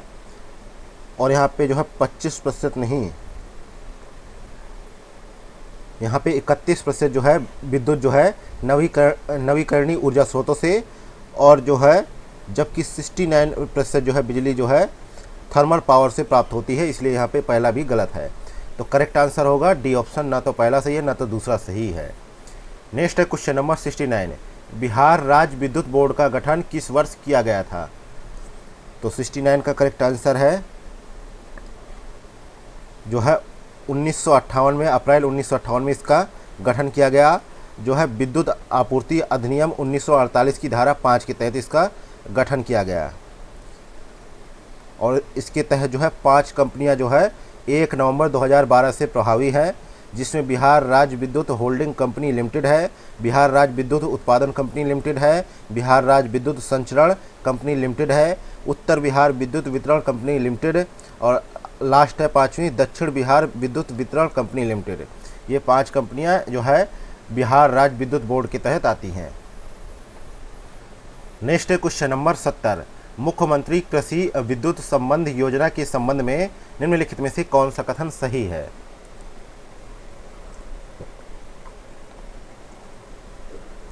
पहला कथन है इस योजना के तहत जो है लाभार्थियों को कृषि प्रयोजनों के लिए 50 पैसे प्रति यूनिट की दर से बिजली मिलेगी। दूसरा कथन है इस योजना के तहत नए बिजली कनेक्शन के लिए आवेदन करते समय शुल्क देना होगा। तीसरा कथन है बिहार के किसानों को सिंचाई के लिए जल के साथ बिजली कनेक्शन उपलब्ध कराने के लिए वर्ष 2022 में यह योजना शुरू की गई थी। तो नीचे दिए गए कूट के अनुसार सही उत्तर का चयन करें। तो 70 में देखा जाए तो पहला स्टेटमेंट जो है यहाँ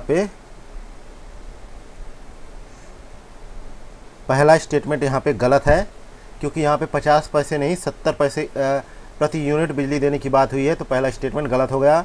इसके अलावा दूसरा स्टेटमेंट यहाँ पे सही है।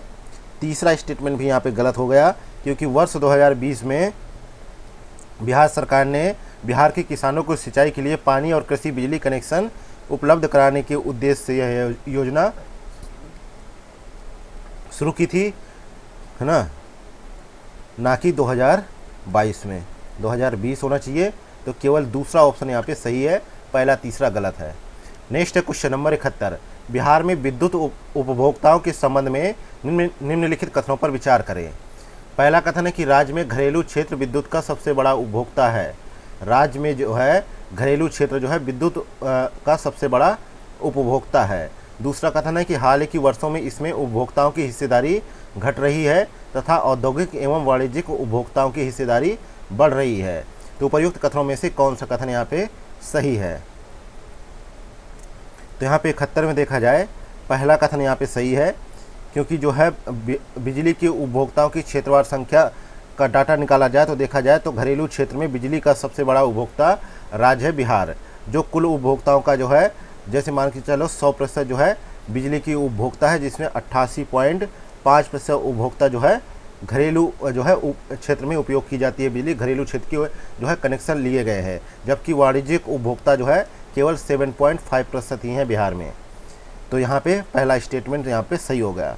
दूसरा स्टेटमेंट भी यहाँ पे सही है, क्योंकि देखा जाए तो घरेलू उपभोक्ताओं की संख्या जो है वर्ष 2018-19 में 134.8 लाख जो है से बढ़कर वर्ष 2022-23 में 167.74 लाख हो गई, जो 4 वर्षों में जो है 24.4% की वृद्धि को दर्शाता है।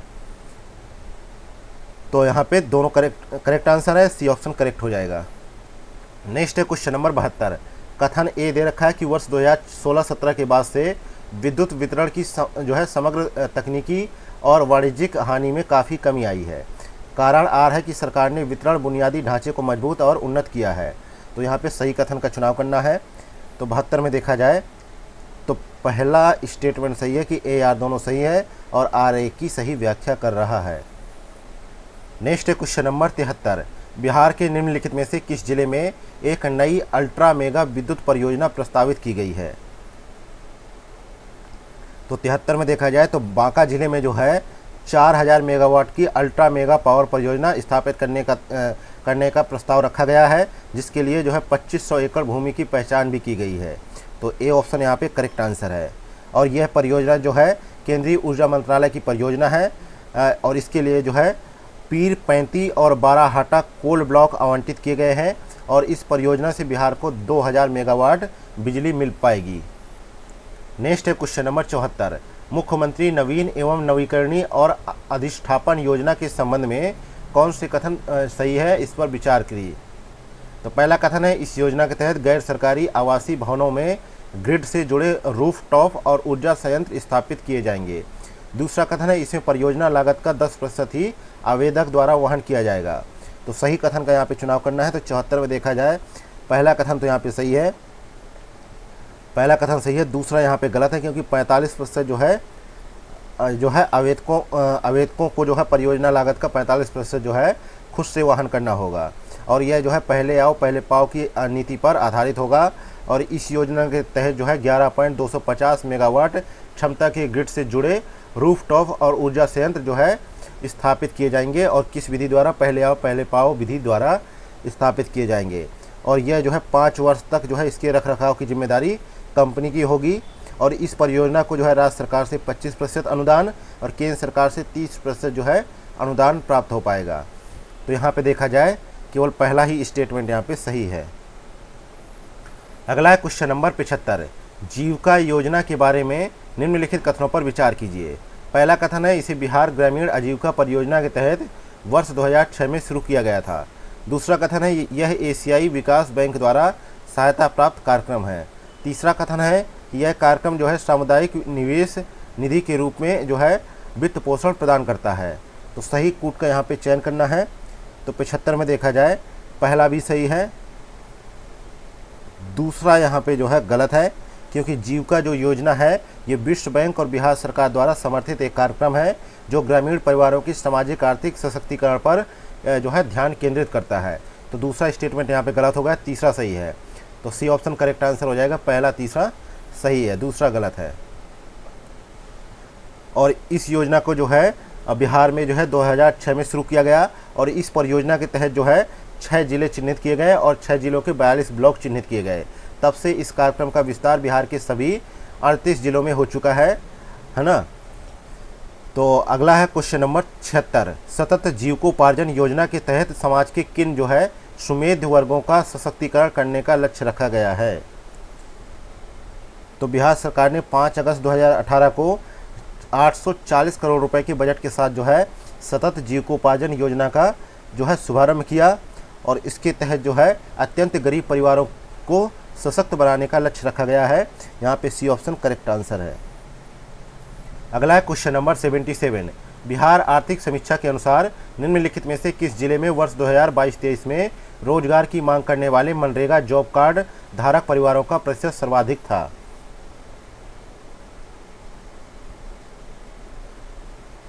तो देखा जाए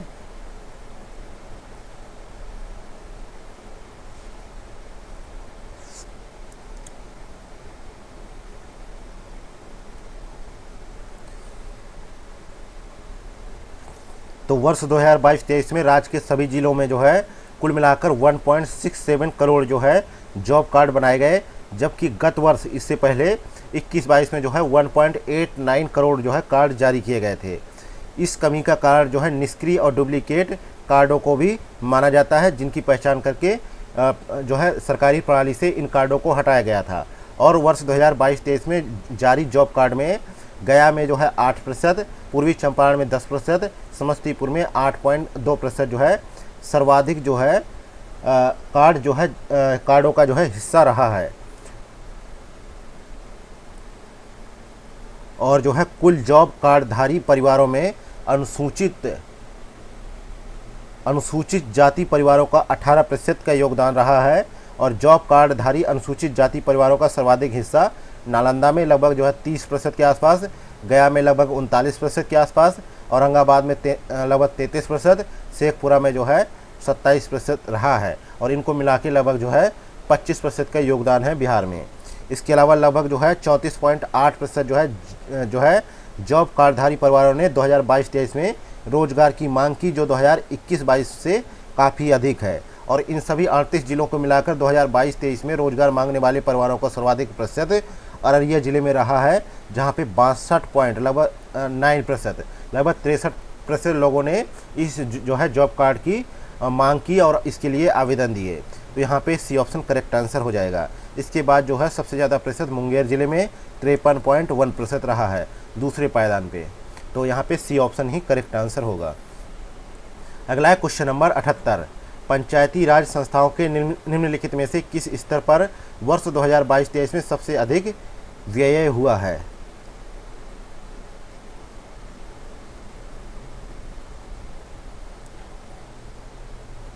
तो सबसे अधिक व्यय जो है ग्राम पंचायत में हुआ है, कितना 89.5% जो है ग्राम पंचायत में, 6.9% जो है जिला परिषद में, पंचायत समिति में 3.5%।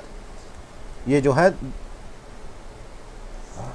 2018 का आंकड़ा है, 18-19 का आंकड़ा है। और देखा जाए 2022-23 में ग्राम पंचायतों में जो है 72% और जिला परिषद में जो है 13.9%, पंचायत समितियों में 14% जो है व्यय किया गया। तो यहाँ पे ये ऑप्शन ही करेक्ट आंसर होगा। नेक्स्ट है क्वेश्चन नंबर 79, बिहार की निम्नलिखित में से किस जिला परिषद को दीनदयाल उपाध्याय पंचायत सशक्तिकरण पुरस्कार 2022 प्रदान किया गया। तो इस जो है जिला परिषद का नाम बताना है। ये जिला परिषद कहाँ पर है, तो ये जिला परिषद जो है नवादा जिला परिषद है। तो यहाँ पे करेक्ट आंसर है ए ऑप्शन। और पंचायत समिति कौन सी है, वैशाली जिले के तहत वैशाली, और बक्सर जिले में जो है इटाढ़ी, और लखीसराय जिले में जो है लखीसराय, और नालंदा जिले में जो है इस्लामपुर। इनको जो है ये पुरस्कार प्रदान किए गए हैं। अगला है क्वेश्चन नंबर 80। वर्ष 2011 की जनगणना के अनुसार बिहार का निम्नलिखित में से कौन सा प्रभाग सबसे अधिक शहरीकृत है। तो बिहार में जो है शहरीकरण की दर जो है कितनी है, 11.3% थी, जो संपूर्ण भारत के स्तर पर जो है लगभग 31.2% थी। और जो है सर्वाधिक शहरीकरण जो है पटना प्रमंडल में है, उसके बाद जो है मुंगेर में है। तो करेक्ट आंसर है बी ऑप्शन। और सबसे कम शहरीकरण वाले जो है प्रमंडल हैं सारण, दरभंगा, भागलपुर, पूर्णिया, कोसी और मगध है। और सर्वाधिक शहरीकरण वाले ज़िले हैं पटना प्रमंडल के जो है पटना और नालंदा, तथा मुंगेर प्रमंडल के जो है मुंगेर, लखीसराय और बेगूसराय और शेखपुरा। नेक्स्ट है क्वेश्चन नंबर 81। वर्ष 2019 में शुरू हुई पटना मेट्रो रेल परियोजना में केंद्र सरकार का योगदान कितना है। तो इसमें केंद्र सरकार का योगदान जो है, पहले ये समझ लेते, 13 फरवरी 2019 को यह पटना मेट्रो स्वीकृत हुई थी। और इस योजना के तहत केंद्र सरकार, राज्य सरकार और पटना मेट्रो रेल निगम लिमिटेड ये जो है मिलकर त्रिपक्षीय समझौता किया, और इन्होंने जो है पटना में मेट्रो परियोजना पे काम कर रहे हैं ये तीनों मिलकर। और इसमें देखा जाए तो जो है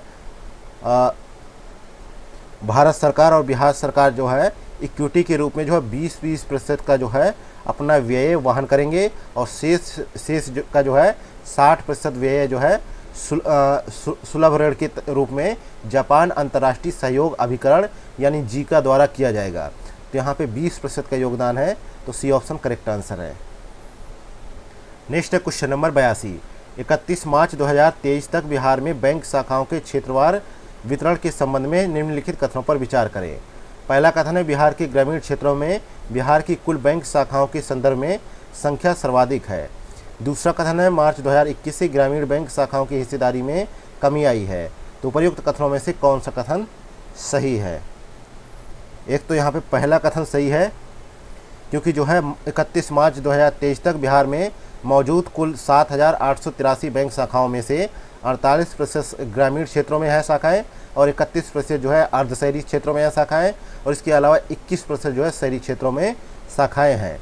तो इस प्रकार यहाँ पे पहला स्टेटमेंट सही है, और दूसरा स्टेटमेंट भी यहाँ पे सही है, क्योंकि मार्च 2021 से मार्च 2023 के बीच जो है काफ़ी परिवर्तन हुआ है शाखाओं के वितरण में, और इस अवधि में जो है ग्रामीण बैंक शाखाओं का हिस्सा 49% से घटकर 48% रह गया है, जबकि अर्ध शहरी बैंक शाखाओं का हिस्सा मार्च 2021 के 30% से घटकर मार्च 2022 में 31% हो गया है।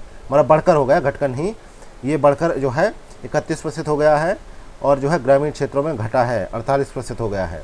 तो दोनों स्टेटमेंट सही है, इसलिए सी ऑप्शन करेक्ट है। नेक्स्ट है क्वेश्चन नंबर 83।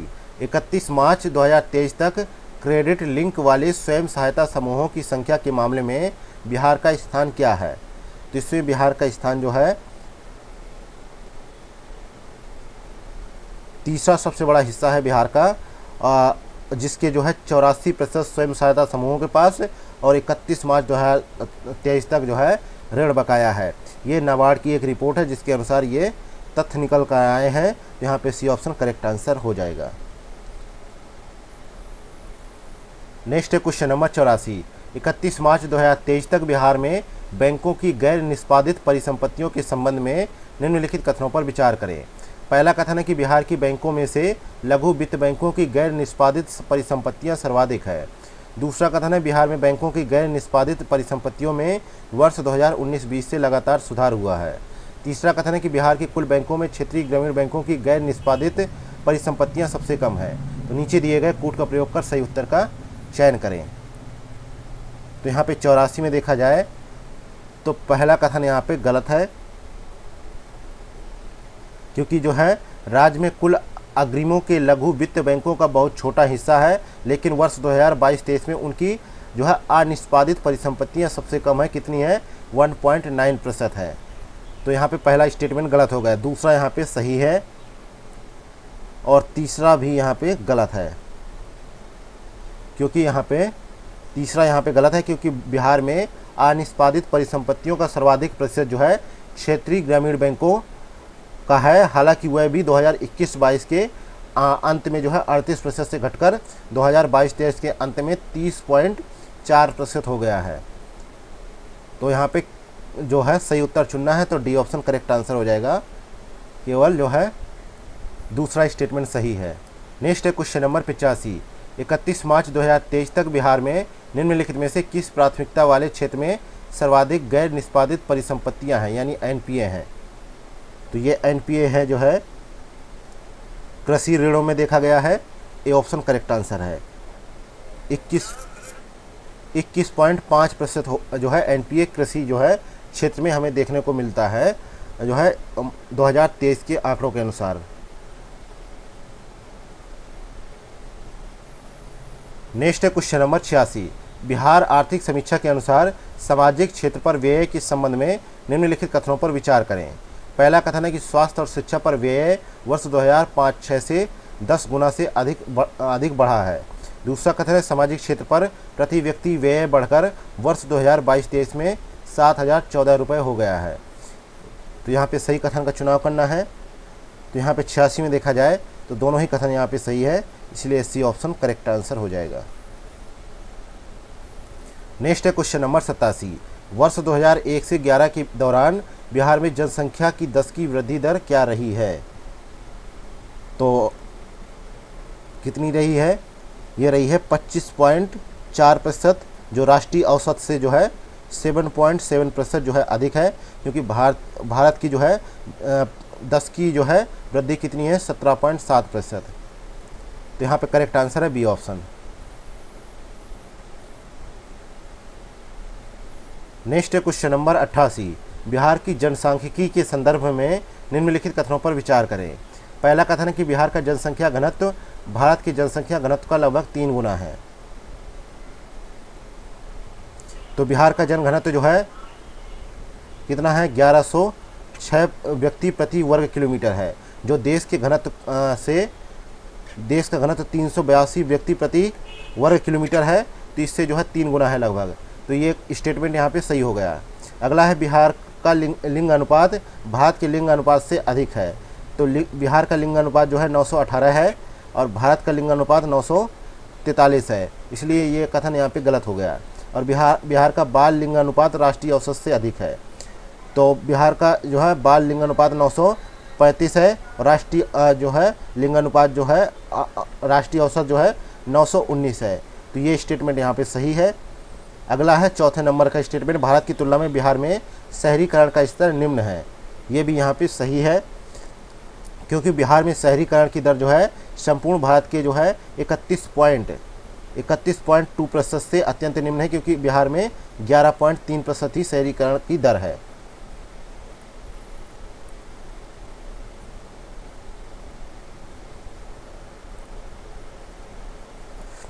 हालांकि वैसे ओवरऑल बात की जाए तो जो है 16.2% है 2022 के आंकड़ों के अनुसार, लेकिन जो है एक डाटा के अनुसार जो है हम अत्यंत निम्न जो है मानेंगे 11.3%। तो ये भी स्टेटमेंट यहाँ पे सही है। तो कुल मिला के पहला, तीसरा और चौथा सही है। तो यहाँ पे सी ऑप्शन करेक्ट आंसर हो जाएगा।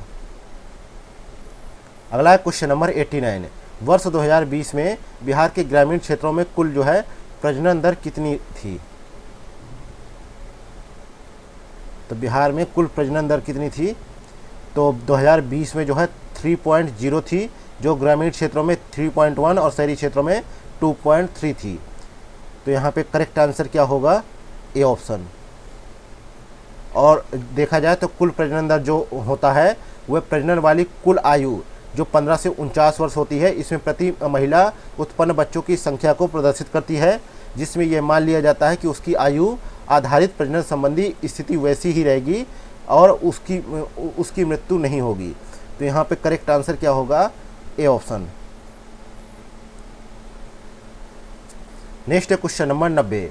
जनगणना 2011 के अनुसार बिहार में जनसंख्या के जो है कार्यशील आयु वर्ग की जो है प्रतिशत कितना है। कार्यशील आयु वर्ग का प्रतिशत कितना है, तो ये है 53.5% है। और जो है उम्मीद जताई जा रही है कि 2036 तक 7.9% की वृद्धि के साथ जो है लगभग 61.4% होने की उम्मीद है। लेकिन जो है कहा जा रहा है कि 2036 तक ही भारत के संबंध में 4.2% की वृद्धि दर्ज की जाएगी। तो यहाँ पे करेक्ट आंसर होगा ए ऑप्शन। नेक्स्ट है क्वेश्चन नंबर 91, जननी सुरक्षा योजना के संबंध में निम्नलिखित कथनों पर विचार कीजिए। पहला कथन है कि यह योजना मातृ एवं नवजात मृत्यु दर को कम करने के उद्देश्य से वर्ष 2010 में शुरू की गई थी। दूसरा कथन है कि यह पूर्ण रूप से केंद्र सरकार द्वारा प्रायोजित योजना है। तो सही कथन का यहाँ पे चयन करना है। तो 91 में देखा जाए, यहाँ पे देखा जाए तो पहला कथन यहाँ पे गलत हो जाता है, क्योंकि इस योजना का प्रारंभ 2005 में किया गया, अप्रैल 2005 में। और दूसरा कथन यहाँ पे सही है, तो बी ऑप्शन यहाँ पे करेक्ट आंसर हो जाएगा। नेक्स्ट है क्वेश्चन नंबर 92, वर्ष 2011 की जनगणना के आधार पर बिहार की साक्षरता दर में लैंगिक अंतराल कितना है। तो यहाँ पे देखा जाए 20.1% हो गई है। महिला साक्षरता दर में जो है 6 गुना से अधिक जो है वृद्धि देखी गई, लेकिन तब भी यह राष्ट्रीय महिला साक्षरता दर 64.6% से बहुत कम है। हालांकि लैंगिक अंतराल जो है 27.0% से घटकर 21.1% रह गया है। और बिहार में समग्र साक्षरता दर जो है 1961 के 22% से बढ़कर वर्ष 2011 में 61.8% हो गई। और पुरुष साक्षरता दर में भी काफ़ी वृद्धि देखी गई है। ये 35.2% से जो है दोगुनी होकर 71.2% हो गई है। अगला है क्वेश्चन नंबर 93, संयुक्त राष्ट्र पर्यावरण कार्यक्रम ने कितने मेगा जो है डाइवर्स देशों की पहचान की है। तो ये 17 मेगा डाइवर्स देशों की पहचान की है, जिसमें ऑस्ट्रेलिया, ब्राज़ील, चीन, कोलंबिया, इक्वाडोर, संयुक्त राज्य America, Philippines, Bharat, Indonesia, Madagascar, Malaysia, Mexico, Papua New Guinea, Peru, Congo, लोकतांत्रिक गणराज्य, दक्षिण अफ्रीका और वेनेजुएला है। तो यहाँ पे बी ऑप्शन करेक्ट आंसर हो जाएगा। नेक्स्ट है क्वेश्चन नंबर 94, वन्य जीव संरक्षण अधिनियम कब पारित किया गया। तो 94 का करेक्ट आंसर है 1972 में पारित किया गया। यहाँ पे सी ऑप्शन करेक्ट आंसर होगा। नेक्स्ट है क्वेश्चन नंबर 95, निम्नलिखित में से कौन से वन्य जीव अति संकटग्रस्त प्रजातियों के मानदंड के अंतर्गत शामिल हैं। पहला है ब्राउन बियर, अति संकटग्रस्त है। मालाबार सिवेट, ये भी अति संकटग्रस्त है। अगला है पिग्मी हॉग, ये भी अति संकटग्रस्त है। अगला है हिमालयी मस्क डियर, ये जो है केवल संकटग्रस्त है, जो है ज़्यादा संकटग्रस्त नहीं है। तो यहाँ पे सी ऑप्शन करेक्ट आंसर होगा। नेक्स्ट है क्वेश्चन नंबर 96, निम्नलिखित में से किसे किसान का मित्र कहा जाता है। तो केचुए को कहा जाता है, बी ऑप्शन करेक्ट आंसर है। ऐसा इसलिए क्योंकि वे जटिल कार्बनिक पदार्थों के अपघटन एवं मृदा को मुलायम करने में सहायक होते हैं। नेक्स्ट है क्वेश्चन नंबर 97, निम्नलिखित में से किस क्षेत्र में पवित्र उपवन जो है पाए जाते हैं। पहला है मेघालय में खासी और जैतिया पहाड़ियों में। दूसरा है राजस्थान की अरावली पहाड़ियों में। तीसरा है उत्तर भारत की सिंधु गंगा के मैदान में। चौथा है उड़ीसा में संबलपुर में। तो 97 में देखा जाए पहला सही है, दूसरा सही है, लेकिन तीसरा और चौथा यहाँ पे गलत है, क्योंकि मेघालय में जो है पवित्र उपवन जो है कई दुर्लभ और संकटग्रस्त पौधों के लिए अंतिम आवास स्थल है। और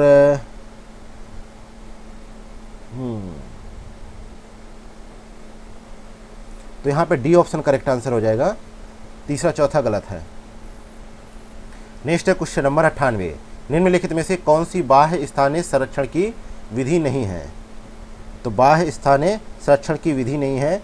तो बाह्य स्थानीय संरक्षण में जो है लुप्त प्राय पौधों और जानवरों का आंशिक रूप से या पूर्ण रूप से नियंत्रित परिस्थितियों में विशिष्ट क्षेत्रों जैसे कि प्राणी उद्यान, botanical garden, nursery, gene bank आदि में रखरखाव और प्रजनन की जो है शामिल है।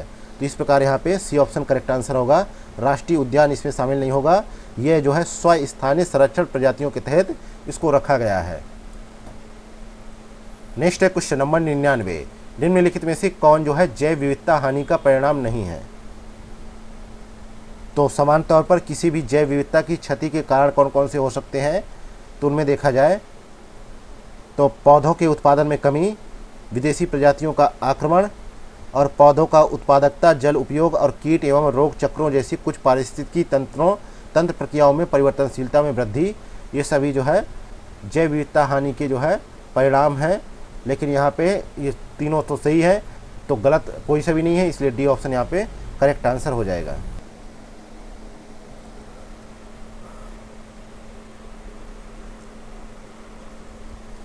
नेक्स्ट है क्वेश्चन नंबर 100, निम्नलिखित में से कौन सा शब्द जो है पारिस्थितिकी तंत्र में किसी प्रजाति की अद्वितीय कार्यात्मक भूमिका या स्थान का वर्णन करता है। तो यहाँ पे 100 का करेक्ट आंसर है जो है निकेत। निकेत एक जो है पारिस्थितिकी तंत्र में एक प्रजाति की अद्वितीय कार्यात्मक भूमिका या स्थान है।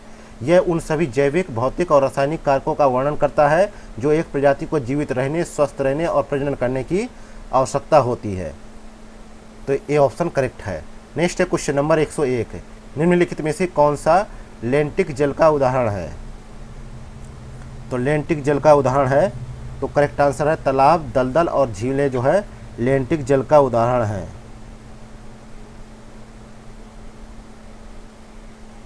नेक्स्ट है क्वेश्चन नंबर 102, ऊर्जा पिरामिड के संदर्भ में निम्नलिखित में से कौन सा कथन सही है। पहला कथन है कि ऊर्जा पिरामिड ऊष्मागतिकी के नियमों को प्रदर्शित करता है।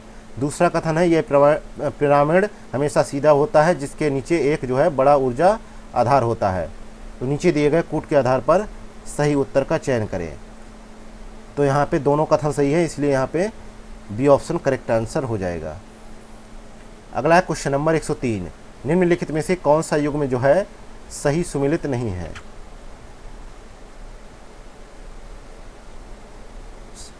तो जैव अंतःक्रिया के प्रकार दे रखे हैं चारों, ठीक है। तो इनकी जो है डेफिनेशन देखनी है। तो सहोपकारिता के बारे में देखा जाए तो सहोपकारिता के बारे में लिखा है कि दोनों प्रजातियों को लाभ होता है, ये यहाँ पे सही है। अगला है प्रतिस्पर्धा। तो प्रतिस्पर्धा में अंतःक्रिया से दोनों प्रजातियों को नुकसान होता है, ये भी सही है। अगला है अंतर्जातीय जो है परजीविता, एक प्रजाति को नुकसान होता है, दूसरी अप्रभावित होती है, तो ये यहाँ पे गलत हो जाता है। अगला है तटस्थता। तो जो है न्यूट्रलिज्म में जो है किसी भी प्रजाति को जो है कोई शुद्ध लाभ या नुकसान नहीं होता है, ये भी सही है। तो यहाँ पे सी ऑप्शन करेक्ट हो जाएगा, पहला, दूसरा, चौथा सही है। अगला है क्वेश्चन नंबर 104, निम्नलिखित में से जलीय जीवों के किस समूह में ऐसे जानवर शामिल है जो तैराक है। तो यहाँ पे नेक्टन बड़े एवं शक्तिशाली होते हैं क्योंकि वे जल धाराओं से आगे बढ़ते हैं और जानवरों के आकार में तैरने वाले कीटों से लेकर बृहद जानवर ब्लू व्हेल तक जो है इसमें शामिल है। और इस समूह में वे जानवर शामिल होते हैं जो तैराक होते हैं। तो नेक्टन ऐसा ही एक जो है तैराक है। नेक्स्ट है क्वेश्चन नंबर 105, फोटिक जोन के बारे में निम्नलिखित कथनों में से कौन सा कथन सही है। पहला कथन है कि यह जलीय पारिस्थितिकी तंत्र की ऊपरी परत है जहां तक प्रकाश प्रवेश करता है। दूसरा कथन है इस क्षेत्र में केवल श्वसन क्रिया होती है। तो यहाँ पे सही कथन का चुनाव करना है। तो 105 में देखा जाए पहला कथन तो सही है फोटिक जोन के बारे में, दूसरा यहाँ पे गलत है क्योंकि प्रकाश संश्लेषण एवं श्वसन दोनों क्रियाएं संपन्न होती है इसमें, ना कि केवल श्वसन क्रिया। तो इसलिए यहाँ पे दूसरा गलत है, ए ऑप्शन करेक्ट है। नेक्स्ट है क्वेश्चन नंबर 106, आमीनपुर झील जिसे जैव विविधता अधिनियम 2002 के तहत देश में पहली जैव विविधता विरासत स्थल का दर्जा प्राप्त है, भारत के निम्नलिखित में से किस राज्य में स्थित है। तो यह जो है यह तेलंगाना के पश्चिमी भाग में स्थित है। तो यहाँ पे ए ऑप्शन करेक्ट आंसर हो जाएगा। नेक्स्ट है क्वेश्चन नंबर 107, प्रवाल भित्तियों के संबंध में निम्नलिखित में से कौन सा कथन सही नहीं है। तो ये उथले उष्णकटिबंधीय क्षेत्रों में पाए जाते हैं जहाँ सागर का जल स्वच्छ, पारदर्शी एवं गर्म रहता है, ना कि ठंडा रहता है। ये यहाँ पे गलत है। नेक्स्ट है क्वेश्चन नंबर 108, मॉन्ट्रेक्स रिकॉर्ड के बारे में निम्नलिखित में से कौन सा कथन सही है? पहला कथन है कि इसे रामसर सूची के एक भाग के रूप में बनाए रखा जाता है। दूसरा कथन है कि लोकटक झील और केवलादेव राष्ट्रीय उद्यान भारत में एकमात्र जो है मॉन्ट्रेक्स रिकॉर्ड स्थल है। तो पहला कथन सही है, दूसरा भी सही है, इसलिए सी ऑप्शन यहाँ पे करेक्ट आंसर है कि दोनों ही कथन करेक्ट आंसर है। नेक्स्ट है क्वेश्चन नंबर 109। निम्नलिखित में से कौन से राष्ट्रीय परिवेशी वायु गुणवत्ता मानक में सम्मिलित प्रदूषक है? पहला है ओजोन, दूसरा है सल्फर ऑक्साइड, तीसरा है सीसा, चौथा है मीथेन। तो नीचे दिए गए कूट का प्रयोग कर सही उत्तर का चयन करें। तो 109 में देखा जाए तो पहला सही है, दूसरा सही है, तीसरा सही है, लेकिन मीथेन यहाँ पे सही नहीं होगा। तो यहाँ पे करेक्ट आंसर होगा बी ऑप्शन। नेक्स्ट है क्वेश्चन नंबर 110। गंगा डॉल्फिन के बारे में निम्नलिखित में से कौन सा कथन सही है? पहला कथन है ये है। दूसरा कथन है वर्ष 2009 में इसे राष्ट्रीय जलीय जीव घोषित किया जा चुका है। तो 110 में देखा जाए तो 1801 में जो है आधिकारिक तौर पर जो है गंगा नदी डॉल्फिन, जिसे जो है टाइगर ऑफ द गंगा के नाम से जाना जाता है, आधिकारिक तौर पर इसकी पहचान वर्ष 1801 में की गई थी, है ना। और जो है पहला कथन यहाँ पे सही है, दूसरा कथन भी यहाँ पे सही है, क्योंकि भारत सरकार ने 2009 में इसे राष्ट्रीय जलीय जीव घोषित किया है। तो यहाँ पे बी ऑप्शन करेक्ट आंसर हो जाएगा। नेक्स्ट है क्वेश्चन नंबर 111 है। अभी कथन ए है, इसमें लिखा है कि प्रजातियों की विविधता भूमध्य रेखा के जो है ध्रुव तक बढ़ती जाती है। इसका कारण है कि उष्णकटिबंधीय क्षेत्रों में सूर्य प्रकाश की उपलब्धता अधिक है, जो उत्पादकता वृद्धि में योगदान देती है। तो नीचे दिए गए कूट के माध्यम से सही विकल्प का चयन करना है। तो पहला कथन यहाँ पे गलत है, अभी कथन गलत है और कारण यहाँ पे सही है। तो डी ऑप्शन करेक्ट आंसर हो जाएगा। नेक्स्ट है क्वेश्चन नंबर 112 है। जैव विविधता की अवधारणा को सर्वप्रथम किसके द्वारा प्रतिपादित किया गया था? तो 112 का करेक्ट आंसर है वाल्टर जी सोरेन द्वारा प्रतिपादित किया गया था 1985 में। नेक्स्ट है क्वेश्चन नंबर 113 है। भारत के अक्षांशीय और देशांतरी विस्तार के बारे में निम्नलिखित कथनों में से कौन सा कथन सही है?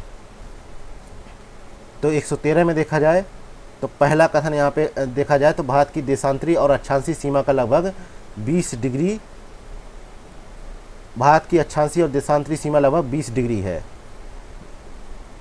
20 नहीं 30 डिग्री है। जबकि उत्तर से दक्षिण छोर तक मापी गई वास्तविक दूरी जो है कितनी है?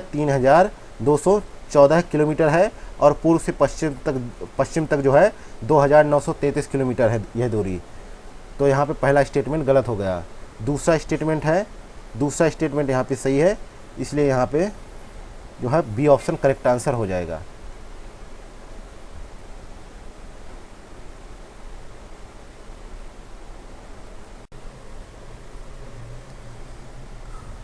नेक्स्ट है क्वेश्चन नंबर 114 है। एल नीनो के बारे में निम्नलिखित में से कौन से कथन सही है? पहला कथन है यह पूर्वी प्रशांत क्षेत्र में पेरू के तट पर गर्म समुद्री धाराओं की उपस्थिति है। दूसरा कथन है इसके परिणाम स्वरूप भारतीय उपमहाद्वीप में सामान्य से कम या कम वर्षा होती है। तो 114 में देखा जाए तो दोनों ही कथन यहाँ पे सही हैं। तो यहाँ पे सी ऑप्शन करेक्ट आंसर हो जाएगा।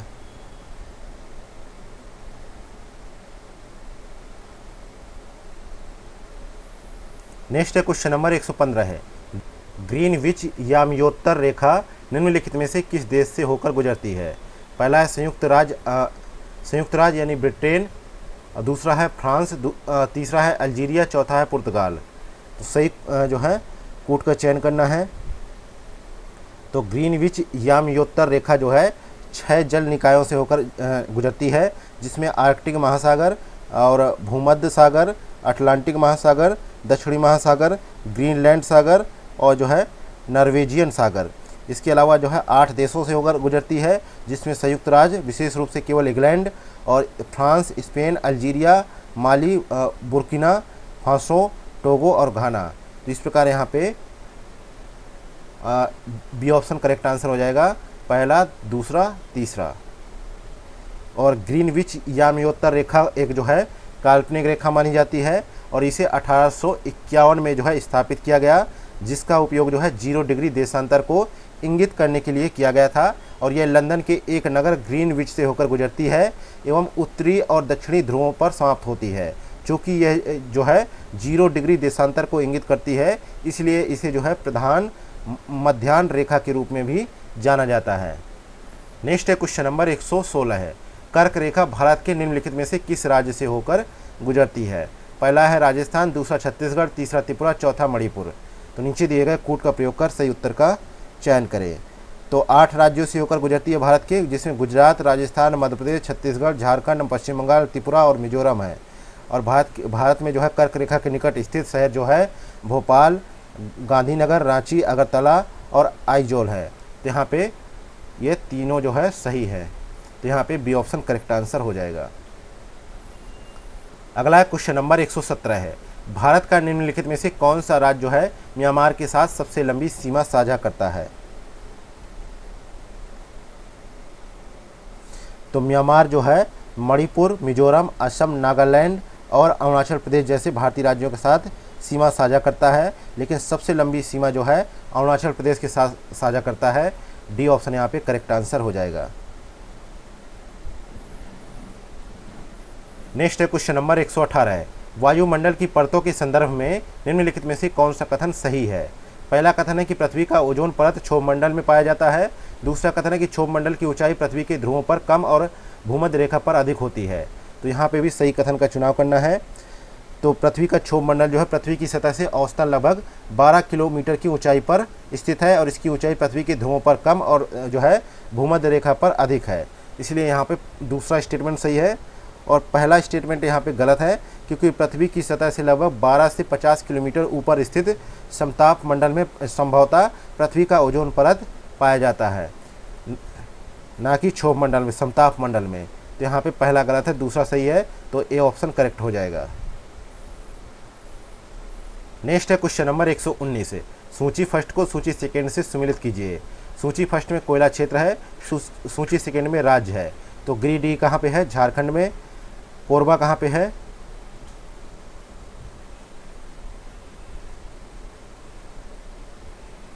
गिरिडीह जो है झारखंड में, और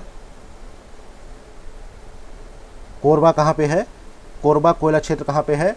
छत्तीसगढ़ में। और पश्चिम बंगाल में रानीगंज, और सिंगरौली कहाँ पे है? मध्य प्रदेश में। तो इस प्रकार यहाँ पे कूट बना ए ऑप्शन का। बाकी एक्सप्लेनेशन में भी आप लोगों को पीडीएफ दे दी जाएगी, बहुत सारे एग्जाम्पल हैं, आप लोग देख लीजिएगा, है ना। आगे बढ़ते हैं, देखते हैं क्वेश्चन नंबर 120। वर्ष 2011 की जनगणना के अनुसार भारत की महिला साक्षरता दर कितनी है? तो 65.46% है। यहाँ पे करेक्ट आंसर है डी ऑप्शन। नेक्स्ट है क्वेश्चन नंबर 121 है, भारत में चीनी उद्योग के बारे में निम्नलिखित में से कौन सा कथन सही है? पहला कथन है कि उचित एवं लाभकारी मूल्य वह न्यूनतम मूल्य है जो चीनी मिलों को कृषि लागत एवं मूल आयोग की सिफारिश के आधार पर किसानों को देना होता है। दूसरा कथन है कि भारत ने वर्ष 2030 तक पेट्रोल में 20% जो है इथेनॉल मिश्रण का लक्ष्य संशोधित किया है। तो सही कथन का यहाँ पे चुनाव करना है। तो पहला कथन तो यहाँ पे सही है, एफआरपी दी जाती है जो है गन्ना किसानों को, ना कि एमएसपी दी जाती है। और जो है यहाँ पे कहा गया है कि 2030 की बजाय 2025-26 तक ये प्रावधान किया गया है, ना कि 30 तक। तो यहाँ पे दूसरा कथन गलत है, पहला सही है, तो ए ऑप्शन करेक्ट है। नेक्स्ट है क्वेश्चन नंबर 122 है, सामुद्रिक विधि के अनुसार जो है अनन्य आर्थिक क्षेत्र एक ऐसा क्षेत्र है जिसमें अपनी आधार रेखाओं से 200 नॉटिकल मील की दूरी तक जो है समुद्र भी मुख विस्तृत है यह क्षेत्र। तो यहाँ पे सामुद्रिक विधि के रूप में अनन्य आर्थिक क्षेत्र कहलाता है। यहाँ पे ए ऑप्शन करेक्ट आंसर हो जाएगा। नेक्स्ट है क्वेश्चन नंबर 123 है, भू प्रॉपर्टी के बारे में निम्नलिखित में से कौन सा कथन सही है? पहला कथन है ये प्रकृति में भंगुर है। दूसरा कथन है महासागरों में भू प्रॉपर्टी की मोटाई महाद्वीपों की तुलना में अपेक्षाकृत कम है। तो नीचे दिए गए कूट का प्रयोग कर सही उत्तर का चयन करें। तो यहाँ पे देखा जाए तो पहला कथन सही है, ये प्रकृति में भंगुर है। दूसरा कथन है कि महासागरों में भू प्रॉपर्टी की मोटाई महाद्वीपों की तुलना में अपेक्षाकृत कम है। और महासागरीय भूप्रपट्टी की औसत मोटाई जो है 5 किमी है, जबकि महाद्वीपीय भूप्रपट्टी का लगभग 30 किलोमीटर है। तो यहाँ पे करेक्ट आंसर होगा, दोनों सही है, डी ऑप्शन करेक्ट है। नेक्स्ट है क्वेश्चन नंबर 124 है, सूची फर्स्ट को सूची सेकेंड से सुमिलित कीजिए। तो कोकोस प्लेट जो है का मिलान करना है। कोकोस प्लेट जो है मध्य अमेरिका और प्रशांत प्लेट के बीच में है, तो चौथे से मिलान हो जाएगा। नाजका प्लेट जो है दक्षिण अमेरिका और प्रशांत प्लेट के बीच में है, पहले से हो जाएगा। और कैरोलिन प्लेट जो है फिलीपींस और भारतीय प्लेट के बीच में है, दूसरे से हो जाएगा। जुआन डी फूका प्लेट जो है उत्तरी अमेरिका प्लेट के पश्चिम पूर्व में है, तो इस प्रकार यहाँ पे बी कूट सही बनेगा। नेक्स्ट है क्वेश्चन नंबर 125 है, विक्टोरिया झील निम्नलिखित में से किस देश के साथ सीमा साझा नहीं करती है। तो विक्टोरिया झील जो है अफ्रीका की सबसे बड़ी झील है। यह पूर्व मध्य अफ्रीका में नील नदी का मुख्य जलाशय है, और यह जो है इसका जो है दक्षिणी आधा हिस्सा तंजानिया में, उत्तरी आधा हिस्सा जो है युगांडा में, और उत्तर पूर्व में जो है केन्या के साथ जो है सीमा साझा करता है। तो यहाँ पे बी ऑप्शन करेक्ट आंसर हो जाएगा। और यह जो है एक मीठे पानी की झील है, क्योंकि अमेरिका की सुपीरियर झील जो है सबसे बड़ी मीठे पानी की झील है। उसके बाद जो है दूसरे नंबर पे विक्टोरिया झील है जो मीठे पानी की झील है, और कागेरा नदी इसकी सबसे बड़ी सहायक नदी है।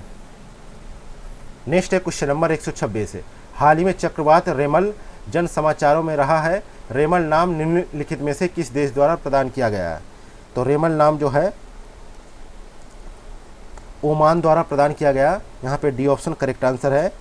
और यह 2024 में पूर्व मानसून ऋतु में इस क्षेत्र में आने वाला पहला चक्रवात था, और यह जून से सितंबर मानसून ऋतु से पहले इस वर्ष जो है बंगाल की खाड़ी में आने वाला पहला चक्रवात था। नेक्स्ट है क्वेश्चन नंबर 127 है, पृथ्वी की संरचना के बारे में निम्नलिखित में से कौन सा कथन सही है। पहला कथन है कि मेंटल के ऊपरी हिस्से को स्थलमंडल कहा जाता है। दूसरा कथन है कि क्रोड बहुत भारी पदार्थों मुख्यतः निकिल और लोहे से बना है। तो नीचे दिए गए कूट का प्रयोग कर सही उत्तर का चयन करें। तो 127 में देखा जाए तो पहला कथन यहाँ पे गलत है, क्योंकि मेंटल के ऊपरी हिस्से को जो है दुर्बलता मंडल कहा जाता है, ना कि स्थल मंडल। तो पहला कथन गलत हो गया, और दूसरा कथन ही यहाँ पे केवल सही है, इसलिए बी ऑप्शन करेक्ट आंसर हो जाएगा। नेक्स्ट है क्वेश्चन नंबर 128 है, पृथ्वी पर सबसे अधिक विस्फोटक ज्वालामुखी कौन सा है।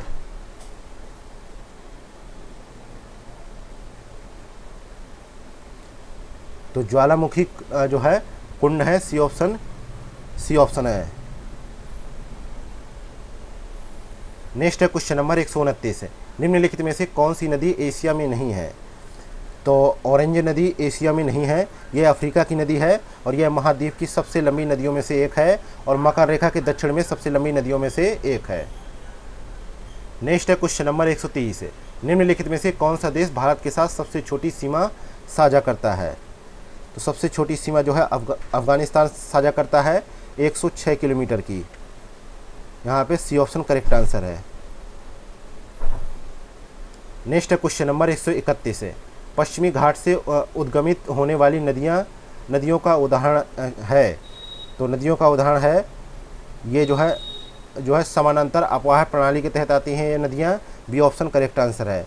ये समानांतर जो है लंबी भू आकृतियों वाले क्षेत्रों में विकसित होता है, जहाँ सतह पर एक स्पष्ट ढाल होती है। सहायक नदियाँ सतह की ढाल के अनुरूप समानांतर रूप से विस्तृत होती हैं, और उदाहरण के लिए मान लेते हैं कि ये नदियाँ जो हैं पश्चिमी घाट में उत्पन्न होती हैं, जैसे कि गोदावरी नदी, कावेरी नदी, कृष्णा नदी और जो है तुंगभद्रा नदी। नेक्स्ट है क्वेश्चन नंबर 132 है, आर्थिक सर्वेक्षण 2023-24 के अनुसार निम्नलिखित में से कौन सा राज्य जो है भारत में मूंगफली का सबसे बड़ा उत्पादक है। तो भारत जो है विश्व का चौथा सबसे बड़ा तिलहन उत्पादक देश है, और वैश्विक स्तर पर खेती के तहत जो है कुल क्षेत्रफल का जो है 20.8% हिस्सा भारत में है, जो वैश्विक उत्पादन का 10% है। और देश में मूंगफली, सोयाबीन, सूरजमुखी, तिल, नाइजर बीज, सरसों और कुसुम तिलहन का उत्पादन किया जाता है। और आर्थिक सर्वेक्षण के अनुसार जो है 23-24 के अनुसार जो है मूंगफली का सबसे बड़ा उत्पादक राज्य गुजरात है, दूसरा राजस्थान, तीसरा मध्य प्रदेश है। तो यहाँ पे करेक्ट आंसर है ए ऑप्शन। नेक्स्ट है क्वेश्चन नंबर 133 है, निम्नलिखित में से कौन जो है भारत का प्राकृतिक पत्तन नहीं है? तो मुंबई पत्तन एक प्राकृतिक पत्तन है और देश का जो है सबसे बड़ा जो है पत्तन है। और इसके अलावा जो है ये भी है, ये भी है, ये भी है, लेकिन चेन्नई पत्तन जो है प्राकृतिक पत्तन नहीं है। ये जो है पूर्वी तट पर स्थित है और सबसे पुराने बंदरगाहों में से एक है। यह 1859 में बनाया गया एक कृत्रिम बंदरगाह है। नेक्स्ट है क्वेश्चन नंबर 134 है, निम्नलिखित में से किस समुद्र तट को ब्लू फ्लैग प्रमाणन प्राप्त नहीं है? तो ब्लू फ्लैग प्रमाणन प्राप्त नहीं है तारकर्ली समुद्री तट और जो है थारंगमबाड़ी समुद्र तट, ये महाराष्ट्र में है और ये तमिलनाडु में है। इनको जो है ब्लू फ्लैग प्रमाणन प्राप्त नहीं है। ये ऑप्शन यहाँ पे करेक्ट आंसर है। नेक्स्ट है क्वेश्चन नंबर 135 है, सूची फर्स्ट को सूची सेकंड से सम्मिलित कीजिए। तो चोराबाड़ी हिमनद कहाँ पे है? ये जो है भारत के उत्तराखंड राज्य के गढ़वाल हिमालय में स्थित है और यह हिमनद जो है केदारनाथ के पवित्र शहर के पास स्थित है। और चोराबाड़ी बामक घाटी में स्थित है। चोराबाड़ी हिमनद जो है बामक घाटी में स्थित है, तो ये जो है उत्तराखंड से ही होगा। जेमू हिमनद जो है पूर्वी हिमालय का सबसे बड़ा हिमनद है। यह लगभग 26 किलोमीटर लंबा है। ये भारत के सिक्किम राज्य में स्थित है, कंचनजंगा के पास। और रोंगबुक हिमनद जो है कहाँ पर स्थित है? यह जो है तिब्बत के जो है टिंगरी काउंटी में जो है माउंट एवरेस्ट की उत्तरी ढाल में स्थित है, तो तिब्बत यहाँ पे करेक्ट आंसर होगा। अगला है नुब्रा हिमनद, यह जो है लद्दाख के उत्तर में स्थित है, तो इस प्रकार यहाँ पे सी ऑप्शन का कोड सही बनेगा। नेक्स्ट है क्वेश्चन नंबर 136 है, बुग्याल क्या है? तो बुग्याल जो है पश्चिमी घाट में स्थित जो है सघन उष्णकटिबंधीय वर्षा वन है। यहाँ पे करेक्ट आंसर है बी ऑप्शन। नेक्स्ट है क्वेश्चन नंबर 137 है, कांगड़ा घाटी प्रसिद्ध है। तो कांगड़ा घाटी जो है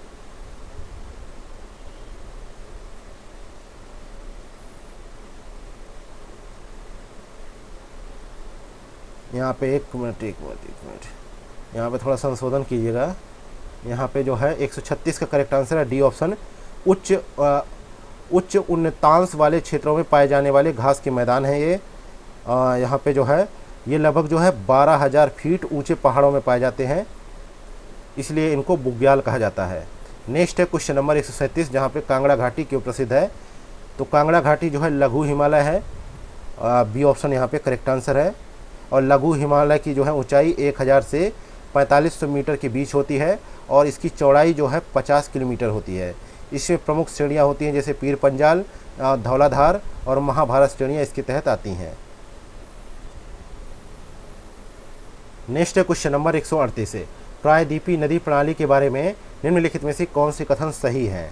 पहला कथन है कि नर्मदा नदी सबसे बड़ी दाहिनी ओर बहने वाली नदी है जो भ्रंश घाटी से होकर गुजरती है।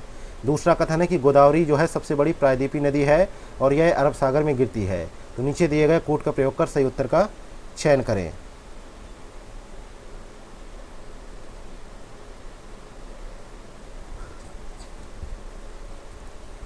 तो पहला कथन भी यहाँ पे गलत है, दूसरा भी यहाँ पे गलत है, क्योंकि जो है नर्मदा नदी जो है प्रायद्वीपीय क्षेत्र की पश्चिम की ओर प्रवाहित होने वाली सबसे बड़ी नदी है जो विंध्य और सतपुड़ा श्रेणी के बीच एक भ्रंश घाटी से होकर प्रवाहित होती है। तो पहला गलत है। और गोदावरी जो है सबसे बड़ी प्रायद्वीपीय नदी प्रणाली है और इसे दक्षिण गंगा भी कहा जाता है और ये बंगाल की खाड़ी में गिरती है, ना कि अरब सागर में। तो दोनों कथन गलत है, इसलिए डी ऑप्शन करेक्ट आंसर है। नेक्स्ट है क्वेश्चन नंबर 139 है, निम्नलिखित में से कौन सा कथन थार रेगिस्तान के लिए सही नहीं है?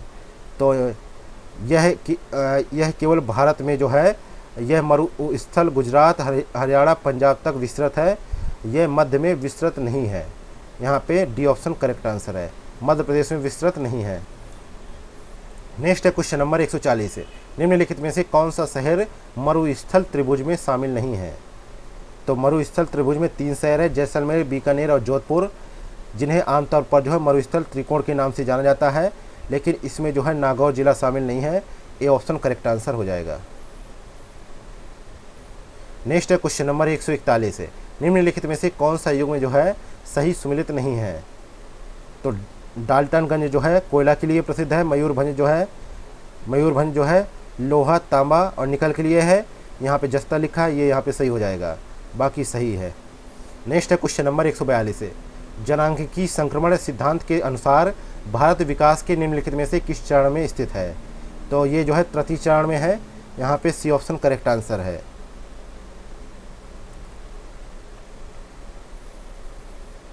नेक्स्ट है क्वेश्चन नंबर 143 है, निम्नलिखित पहाड़ियों पर विचार कीजिए तथा इन्हें उत्तर से दक्षिण की ओर सही अनुक्रम में व्यवस्थित कीजिए।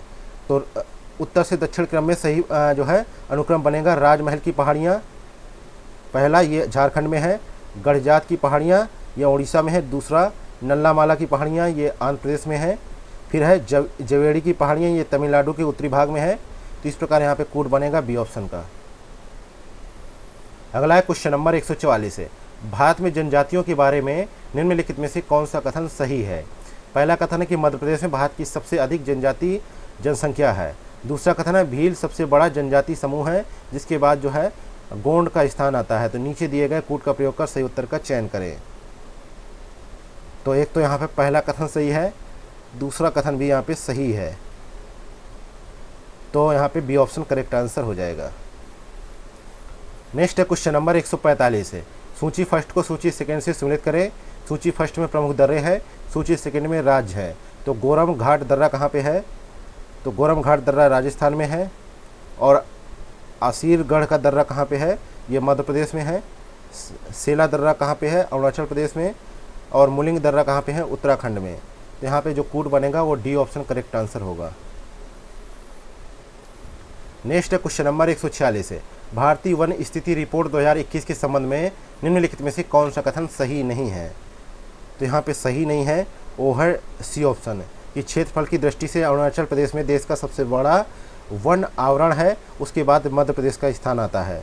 सबसे बड़ा जो है वन आवरण जो है मध्य प्रदेश में है, इसके बाद जो है अरुणाचल प्रदेश, छत्तीसगढ़, उड़ीसा और महाराष्ट्र का स्थान आता है। ये स्टेटमेंट गलत था। नेक्स्ट है क्वेश्चन नंबर 147 है, निम्नलिखित में से कौन सा पर्वत चोटी राज्य के रूप में सही सम्मिलित नहीं है? तो जिंदगड़ा चोटी जो है पूर्वी घाट की सबसे ऊंची चोटी है, यह आंध्र प्रदेश में है, ना कि उड़ीसा में। तो ये यहाँ पे सही सम्मिलित नहीं है, बाकी सही है। अगला है क्वेश्चन नंबर 148 है, जनगणना 2011 के अनुसार निम्नलिखित राज्यों में से किसका जनसंख्या घनत्व सबसे अधिक है? तो जनसंख्या घनत्व बिहार में जो है 1106 है, और जो सूचीबद्ध राज्यों में सबसे अधिक है, उत्तर प्रदेश का जनघनत्व कितना है? अरुणाचल प्रदेश का तो सबसे कम है ना। मध्य प्रदेश का, बिहार सही है, बी ऑप्शन करेक्ट है।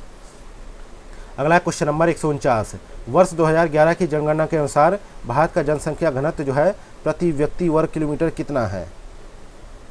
तो यहाँ पे करेक्ट आंसर है जो है 382 है। 2011 में 324 से बढ़कर 382 जो है प्रति वर्ग किलोमीटर हो गया है, जो विश्व के औसत जनसंख्या घनत्व 2011 से काफ़ी अधिक है, जो कि 46 प्रति वर्ग किलोमीटर है।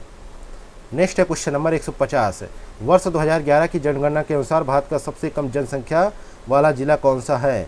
तो भारत में जो है सबसे कम जनसंख्या वाला जिला जो है सिक्किम है, जिसकी जनसंख्या जो है 6,07,688 है। तो यहाँ पे ए ऑप्शन करेक्ट आंसर हो जाएगा। और सबसे ज़्यादा जनसंख्या वाला ज़िला जो है उत्तर प्रदेश है, जहाँ जो है लगभग आप जो है वर्तमान अनुमान में बात की जाए तो 22 से 23 करोड़ जनसंख्या पहुँच चुकी है। लेकिन जो है ओवरऑल बात की जाए 2011 के आंकड़ों के अनुसार तो ये जनसंख्या लगभग 19.96 करोड़ जो है जनसंख्या है उत्तर प्रदेश की।